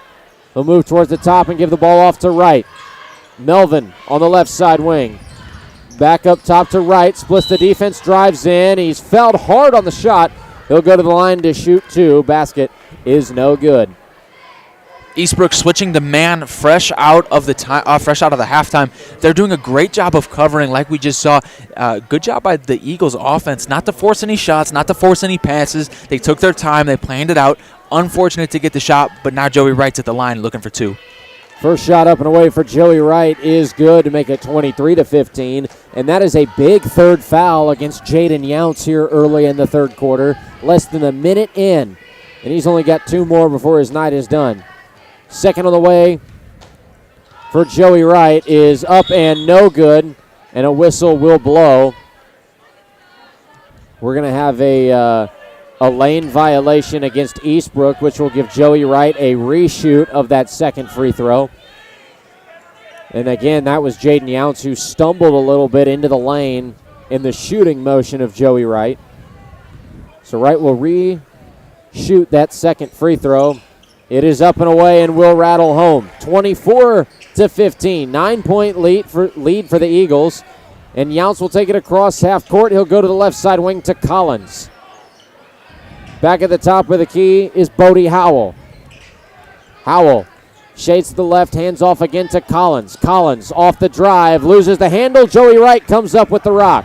Wright pickpocketed from behind, and there's another foul against Eastbrook here early in the third quarter. That one against Bodie Howell, his first and the second on the team in this quarter. 6:45 remaining on the third quarter game clock. 24-15 is the score. The last thing that Eastbrook wants to do is get into foul trouble, not necessarily with one player, but allow the Eagles to get into bonus.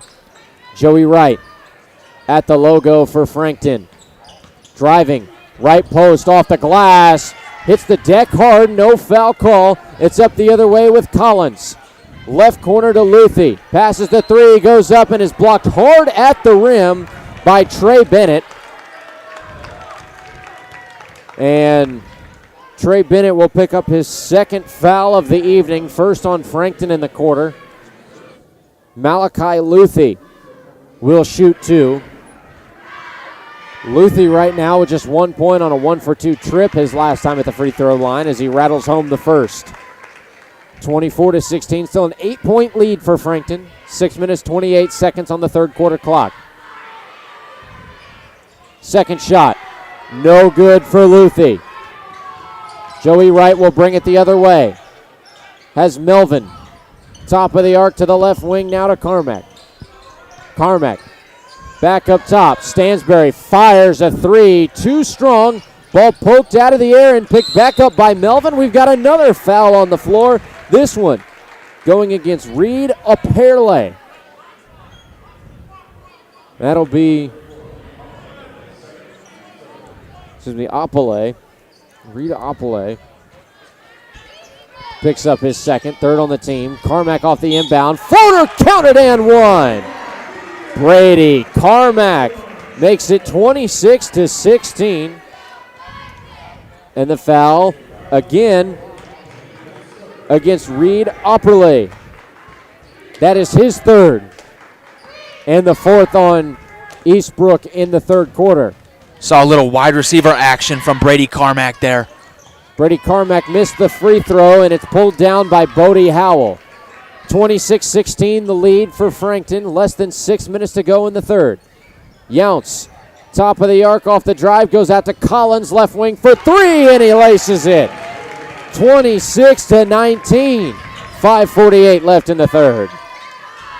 Draven Collins with 10 at this point. Carmack on the left side wing for the Eagles. Moves back to the top of the arc. Carmack pestered. Up top by Luthi, and we've got a whistle blown. It will go against Frankton. The 5-second call gives the ball back to Eastbrook with 5:31 left on the third quarter clock. And it is just 7 points that separates Frankton and Eastbrook. Pulling for the straightaway three as Younce, his shot off the mark, no good. And Joey Wright will bring it the other way. The only downside that Frankton really has right now. Top of the arc and over the left side wing for Melvin. Throws it down to Stansberry in the left post. It's batted out of bounds, and it will now be Frankton basketball. 5:08 remaining in the third. 26-19 is the lead for the Eagles. Inbounding for Frankton will be Joey Wright. Wright looking over the options, finds Melvin just outside the left post. Jump shot is no good. Younce pulls down the board. Has numbers. Right wing three. Luthi knocks it down. 26-22, and the Panthers are just 4 points away. Carmack on the left side wing. Carmack trying to find space against Luthi. Goes up top to Melvin. And we've got an offensive foul against Ethan Stansberry. Picks up his third off the ball, and the second against Frankton in the quarter. That makes it a 26-22 ball game. 4:41 left on the third quarter clock, and Eastbrook has the basketball. Matthew Slater coming in for Eastbrook, taking out number 34, Reed Apele. Collins takes it across half court over the left side wing to Howell. Howell stripped by Ethan Stansberry, and Joey Wright will bring it up the floor. Joey Wright sees a lane, drives, goes up with the left, shot is no good. Howell brings it the other way to Collins. Collins, pump fake, turnaround, jumper, sinks it. Add that to the highlight reel for Draven Collins. 26-24. It is taken away by Luthi. Eastbrook, full wind in their sail. Collins tries a three, knocks it down. 27-26. Eastbrook back in front. 3:58 to go in the third, and we've got ourselves a ball game from the Eagles' nest. Oh my goodness. Draven Collins, have yourself a day. My goodness.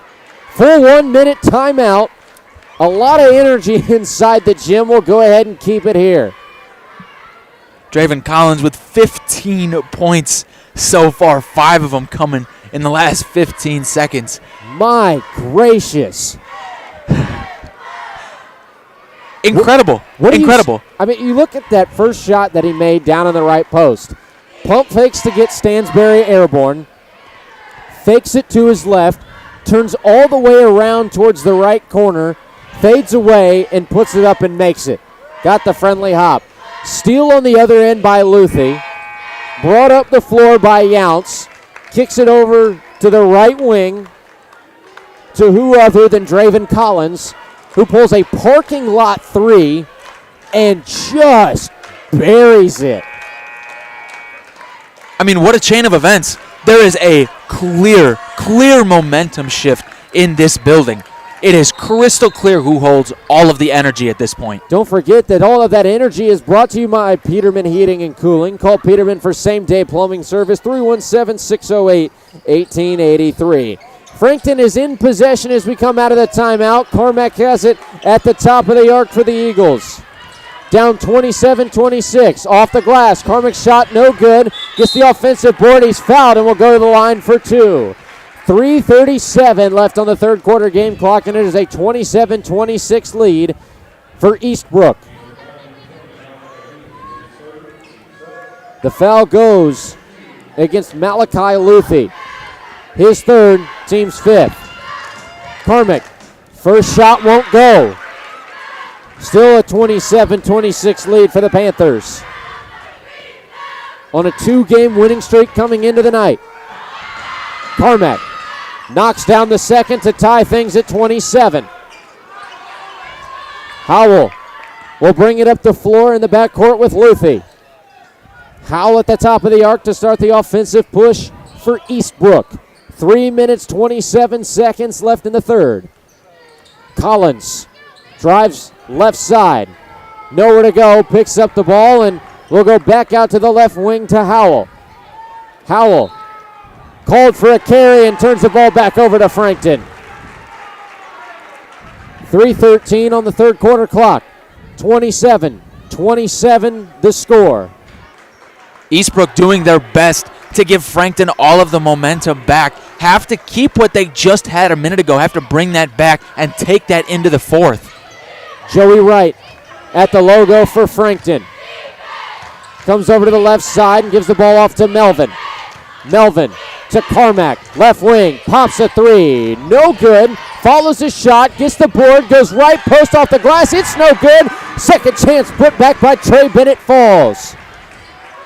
29-27. Frankton leads by two with 2:43 left in the third quarter. Trey Bennett with 4 points, now 7 rebounds on the day, leading his team.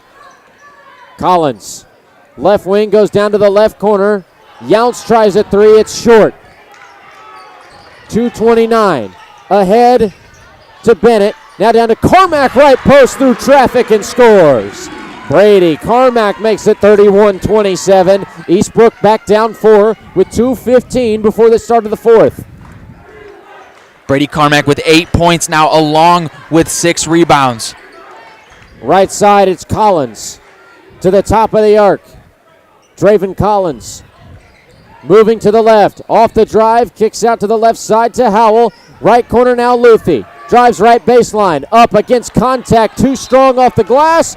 Ball out of play, and it stays with Eastbrook on their end of the floor. Less than 2 minutes to go in the third, and it's a 31-27 lead for Frankton. Inbounding for Eastbrook will be Malachi Luthi.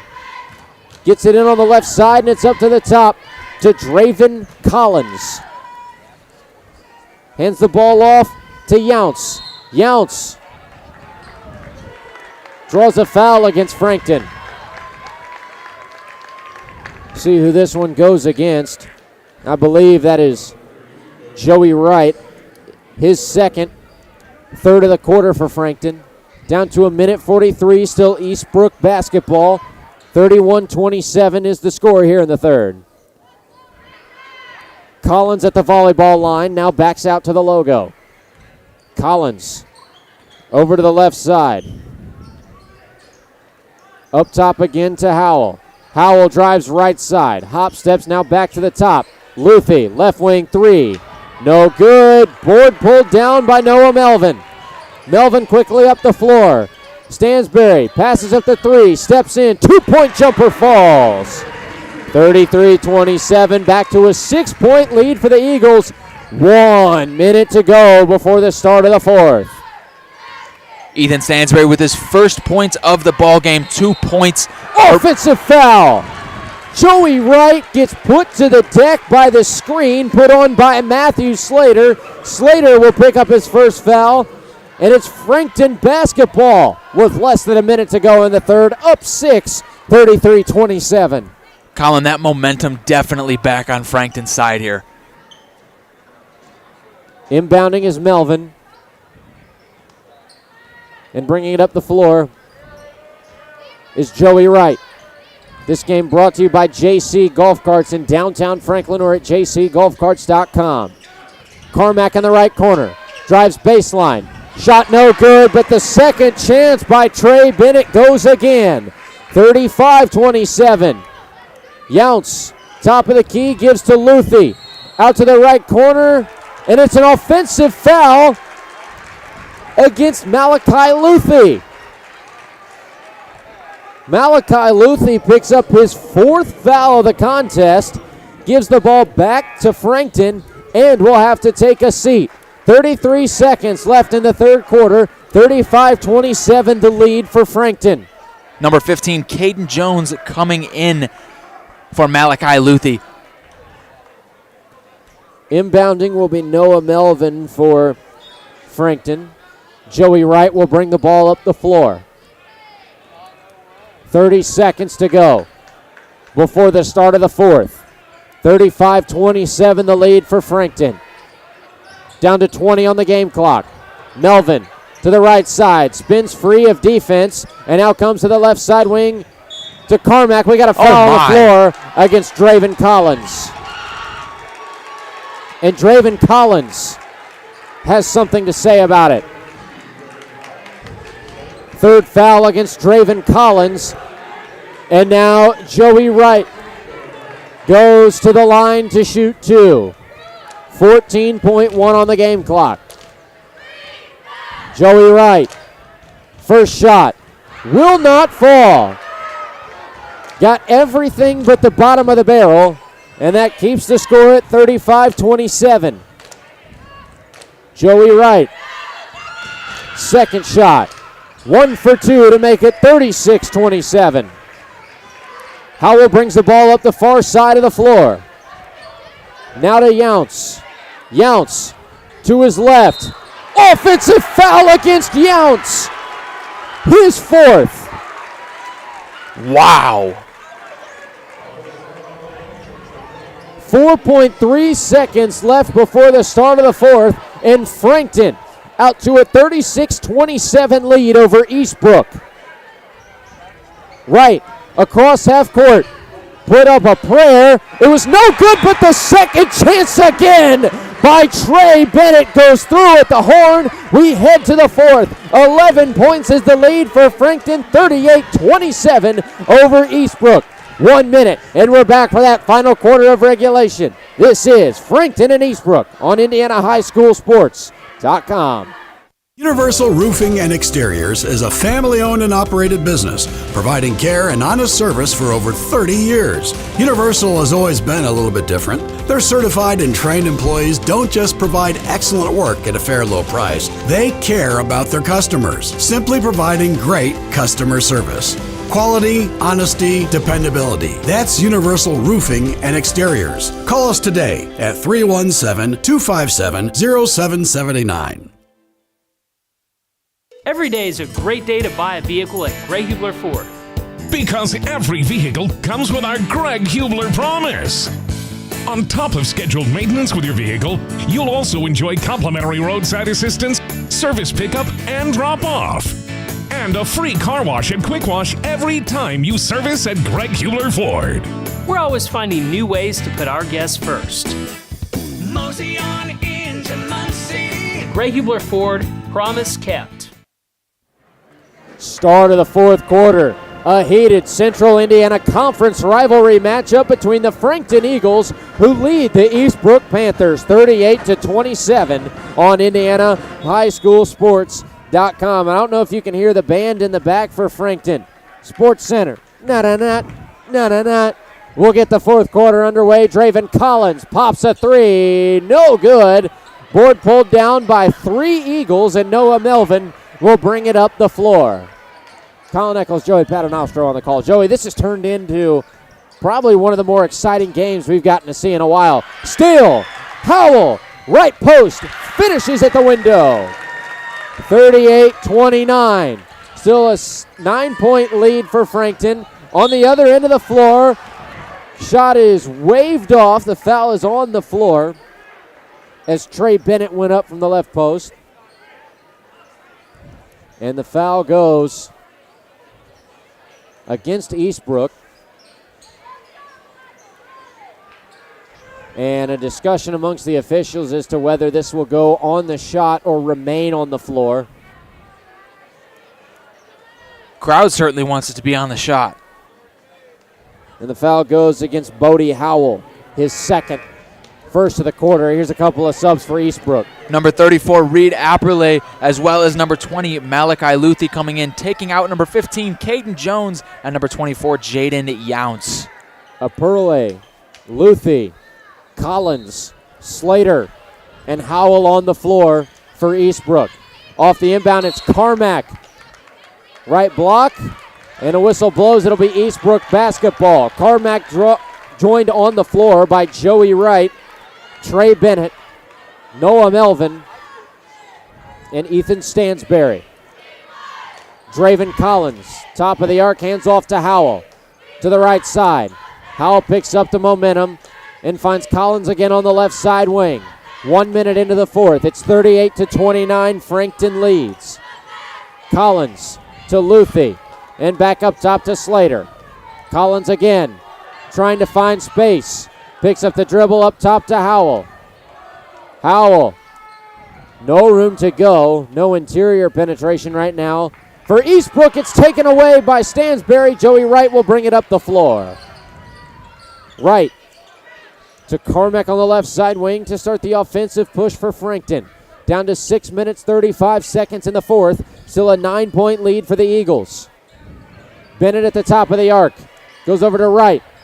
Left side wing, Wright, drives, steps through traffic, off the glass, no foul called, loose ball. Draven Collins corrals off the save from Apperley. Collins, right wing, three on the way, ring it up for Draven Collins. 38-32. Eastbrook back in contention, and a loose ball taken away by the Panthers, taken right back by Carmack, over to Bennett. Right post off the glass for two. 40-32. Frankton in front by 8. 5:50 remaining in the fourth quarter. That's Carmack's fourth steal of the ball game. Hop stepping is Howell to the left post, and he's called for a travel. Ball goes back to Frankton, and here's his substitution for Eastbrook. Number 22, Miles Brown, making his way into the ball game, subbing out number 2, Draven Collins, giving him a rest once again. Don't forget, tonight's game is driven to you by Greg Hubler Ford and Hyundai. Experience the Greg Hubler promise at GregHublerAuto.com. Joey Wright has the ball for Frankton. Up 40-32 with 5.5 remaining in regulation. Top of the key, it's Carmack. Brady Carmack trying to find some space. Comes over to the left side, goes up and is denied at the rim by Luthi. Ball goes out of play, and it's back to the Panthers. 5 minutes, 18 seconds to go in the fourth. Still an 8-point deficit for Eastbrook to overcome. And right now the momentum kind of at a 50-50 balance. No one really has it at this point. Yeah, Colin, it certainly is. Eastbrook needs to maintain the majority of that momentum if they want to break this 8-point deficit and begin a lead. Howell driving left side. Stops the momentum and goes over to the right wing to Brown. Howell again on the left side wing. Howell to the right block. High off the glass, too strong. Loose ball corralled by Bennett, and Joey Wright has possession for Frankton. 4:45 in regulation. 40-32. The lead for the Eagles over the Eastbrook Panthers. Melvin on the left side wing. Melvin to the top to Bennett. Over to the right with Stansberry. Back to Bennett. Right post. Score two more for Trey Bennett. 42-32. Double digits is the lead for Frankton. 4:20 left in the fourth quarter. Bennett with 12 points and 9 rebounds on the game so far. Howell on the left wing. Back to the top of the arc. Will back out to the logo to reset for Eastbrook. Howell had his pass nearly pickpocketed by Cormack. It goes off the foot of Luthi, and it's back to Frankton possession. A pair of substitutions coming in for the Panthers as we're halfway through the fourth. Number 2, Draven Collins, and number 24, Jaden Younts coming into the game, taking out number 22, Miles Brown, and number 10, Matthew Slater. Joey Wright runs point for Frankton. Skipping all over the outside of the rim. The ball ends up with Stansberry on the left wing. Up top to Bennett. Bennett to the right side to Wright. Off to Melvin. Melvin to the top of the arc. Stansberry now left side wing Carmack. Carmack surveys the options. Up top to Bennett. Bennett over to the right wing to Stansberry. Up top Carmack.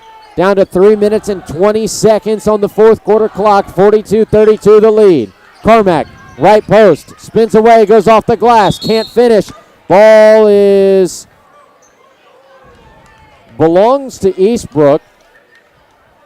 And at first it looked like an official threw up a fist for a foul. I thought it might have been an over the back against Bennett, who came soaring in trying to corral the ball off the window. Instead, it's just ruled out of bounds. It'll be Eastbrook Rock. Bringing it up is Younts. 3:10 left in the fourth. Double digits is the lead for Frankton. Younts, right elbow. Picks up the dribble. Out to Luthi, left wing. Now drives. Out to the right corner, Howell. Back to baseline. Tried to find a parlay. It's taken away by Melvin. Melvin out to Stansberry. Right wing, passes up the three. It's down to Bennett in the left post. Bennett turnaround jumper falls. 14 points for Trey Bennett, and it's a 44-32 lead for Frankton. Trey Bennett, just an absolute beast in the paint this second half. Not really utilized in the first half, but now in the second half, he is a big factor and something the Panthers got to figure out. Offensive foul against Draven Collins. His fourth, second foul on Eastbrook in the quarter. Down to 2 minutes, 29 seconds before the final horn of regulation. It's a 44-32 lead for Frankton. Matthew Slater checking back into the ballgame for the Panthers, taking out number 24, Jaden Younts. Excuse me. That is the fifth foul against Jaden Younts. Jaden Younts is done as the leader of this team for the night.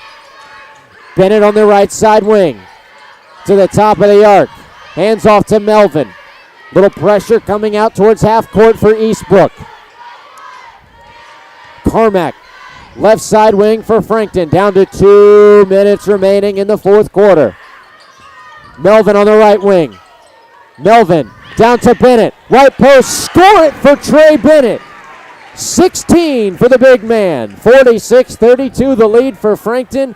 A minute, 45 on the clock. There's a steal for Stansberry. Carmack picks it up and draws the foul against Bodie Howell. His third on Eastbrook in the quarter. Don't forget, this game is brought to you by JC Golf Carts. Experience the difference with Johnson County Golf Carts, where quality and service meet hometown hospitality. Find them in downtown Franklin or at jcgolfcarts.com. There's another foul against Bodie Howell. And head coach Jeff Liddick is livid on the sideline with kind of the collapse of this Eastbrook team in the fourth quarter. Fourth foul against Howell, fourth in the quarter against Eastbrook. A minute 34 remaining on the fourth quarter clock. 46-32 is the lead for Frankton. Carmack on the left side wing, back up top to Melvin. Over to the right side to Stansberry. Up top to Bennett. A minute 15 remains. Joey Wright in control for Frankton.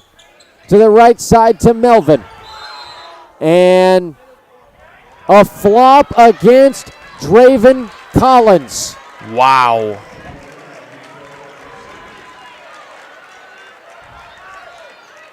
Talk Man, oh, about man. foul trouble. Oh, my goodness.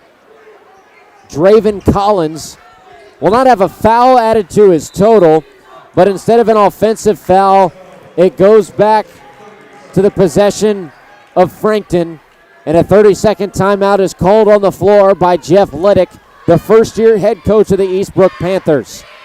46-32 is the lead for Frankton. 1:07 remains on the fourth quarter clock. Colin, there was about 2 minutes there in that fourth quarter where Eastbrook genuinely had a shot. There was a chance that they come away with this ball game. However, with a minute left, down 14, it certainly doesn't look like it. They need a miracle to come back in this one. 46-32, the lead for Frankton. What a big performance tonight for Trey Bennett. 1 rebound away from a double-double. 16 points, 9 boards. But Joey Wright, a great performance as well. 11 points for him. Off the inbound, it's Joey Wright on the left wing. We'll get you back down to the floor. Has Trey Bennett right post off the glass. 2 more. On cue, Trey Bennett makes it 48-32. Less than 1 minute to go. Luthi drives left baseline. Fouled on the shot by Trey Bennett, but that's a good foul to give. Up by 16, 55 seconds on the clock, and Trey Bennett picks up just his 3rd foul in the first of the quarter for Frankton. Malachi Luthi will shoot 2. First is no good. 48-32 stays the score. Luthi with 1 more shot. Second one on the way. It is up and good. 48-33. In transition, Joey Wright to the right post. It is batted around and taken up the other way by Draven Collins. 45 seconds left. Ball out of play. Possession arrow favors Eastbrook. 48-33 is the lead for Frankton. 45.6 seconds left in the fourth quarter. Top of the key, it's Collins. To the right side to Howell. Right side, Luthi, 3, no good. Rebound is pulled in by Stansberry. Stansberry ahead, Melvin, left side, scores 2. 50-33, down to 27 seconds left.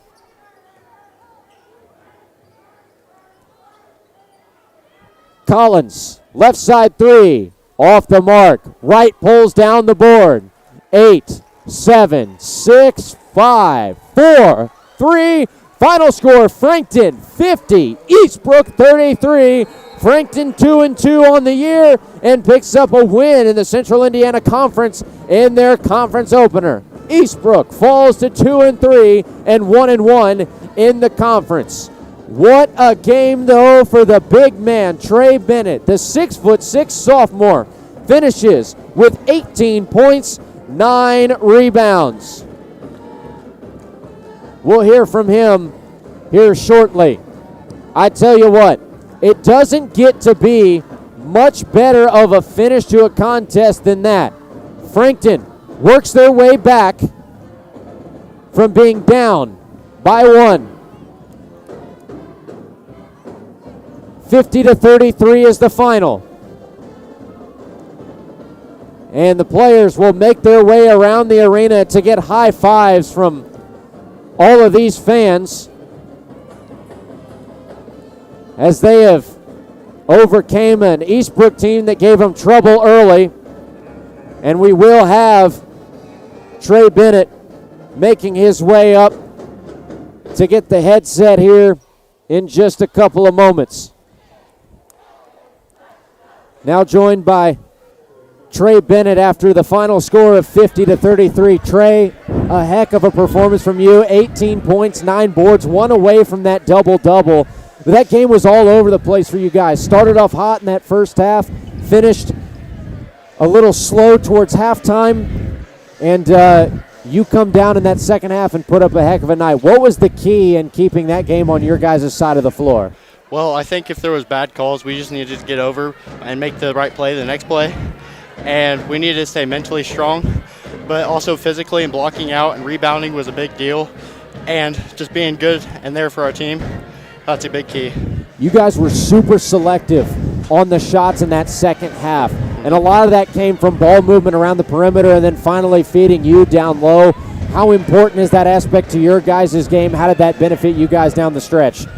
Well, I think it's going to be good for us so we can get good shots and not just quick shots, so we can actually make sure that we know what we're looking at to make it, so we can put some points on the board. And after we put the points on the board, it's a big key for us to get back on defense and be in the right spots. You guys had the momentum taken away from you a little bit towards the end of the first half and a little bit in that third quarter as well when Eastbrook jumped out to a lead. What did you guys do as a team? What was the talk in the huddle to get you guys back in front? Well, we just needed to hold on. I think it was a big key to just stay strong mentally. That's like I've been saying, mentally strong, because when we let them hit a few threes, and they hit a few heat checks, and that was big for them, so they could take the lead. We were talking about just be in the right spots and communicate. Communication is a big key for us. We weren't communicating, but we started to communicate, and we did a lot better from there. Trey Bennett, 18 points, 9 rebounds to lead Frankton tonight. Congratulations on a heck of a win and a heck of a performance. Thank you. 50-33 is the final score. We'll get Joey back on the headset. Frankton comes away with a big win to get back to 500 on the year at 2-2. They'll move to 1-0 in the Central Indiana Conference, which will bounce them up pretty substantially. Eastbrook will fall to 1-1 in the Central Indiana Conference and slip to 2-3. I guess probably something we should have mentioned before the start of this contest is Eastbrook was 0-2 on the road, and that proves to continue to be the trend. Now 0-3 on the road, Joey. But what a contest from Frankton. To work their way back, they had all the momentum at the start of the game. Towards halftime, it fades off. Eastbrook comes back and like Trey was just talking about, hit a couple of big heat check threes and some and one plays. And then Frankton in that third and fourth quarter, man, did they turn it around. And that's a lot thanks to Trey Bennett being really good down in the post and going to work. He finishes with 18 points, 9 boards. I mean, yeah, that's thanks to Trey Bennett. That's thanks to Joey Wright, Brady Carmack doing his job. Just an overall great win for the Eagles. They did a fantastic job to bounce back, from being taken back from the Panthers, doing their best to come back. They certainly did a good job, and no matter what happens, they fought through it and they stayed strong. Final score 50-33 in favor of Frankton. Once again, a quick shout out to all of our sponsors. Tonight's game built by Universal Roofing. Call Universal at 317-257-0779 or visit universalrfg.com. Tonight's game driven by Greg Hubler Ford and Hyundai. Experience the Greg Hubler promise at greghublerauto.com. The Mower Shop in Fishers, mowers, snow throwers, parts, and more at themowershop.com. Peterman Heating and Cooling. Call Peterman for same-day plumbing service, 317-608-1883. And JC Golf Carts in downtown Franklin or jcgolfcarts.com. Experience the difference where quality and service meet hometown hospitality. Up next for Frankton, they are on the road at Oak Hill on the 20th, 1 week from today. That is going to be a heck of a contest there, Oak Hill. Currently one spot above Frankton, 2-2 on the year coming into the night. Eastbrook, their next matchup next Friday as well at Alexandria. It's a big one for them as they look to rebound after the loss to Frankton here tonight. One more quick run of commercials from all of our sponsors who make these broadcasts possible every week, and we'll go ahead and sign this thing off. Once again, final score 50 for Frankton, 33 for Eastbrook. Thanks for listening to the doubleheader of Frankton hosting Eastbrook, Central Indiana Conference rivalry on IndianaHighSchoolSports.com. Merry Christmas and Happy Holidays from Peterman Brothers. As a special gift to you, we brought back our free furnace promotion one more month. All December, when you install a qualifying heating and cooling system with Peterman, the furnace is free. Celebrate in style and comfort this winter with your new system. And rest easy knowing we strive to provide 5-star service to you with every call. Just visit PetermanHVAC.com to schedule your free furnace installation today. The Mower Shop in Fishers is the one-stop shop for all of your lawn maintenance needs. We have a huge selection of Honda and Toro lawnmowers in stock and even more to choose from online. Plus, we carry parts and accessories with super fast shipping. Just need maintenance or repairs? We offer that too, and we'll even deliver. The Mower Shop, family owned for more than 20 years. Visit our showroom just west of State Road 37 in Fishers or shop online at themowershop.com. Universal Roofing and Exteriors is a family-owned and operated business, providing care and honest service for over 30 years. Universal has always been a little bit different. Their certified and trained employees don't just provide excellent work at a fair low price. They care about their customers, simply providing great customer service. Quality, honesty, dependability. That's Universal Roofing and Exteriors. Call us today at 317-257-0779. Every day is a great day to buy a vehicle at Greg Hubler Ford. Because every vehicle comes with our Greg Hubler promise. On top of scheduled maintenance with your vehicle, you'll also enjoy complimentary roadside assistance, service pickup, and drop-off. And a free car wash and quick wash every time you service at Greg Hubler Ford.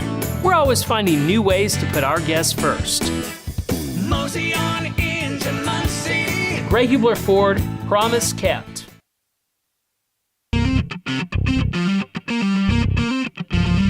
It's exciting Indiana High School basketball on IndianaHighSchoolSports.com. Tonight's ball game is driven by Greg Hubler Ford and built by Universal Roofing and brought to you by Peterman Brothers Heating and Air Conditioning, by Werner Financial, Genesis Sports Performance, and by the Mower Shop.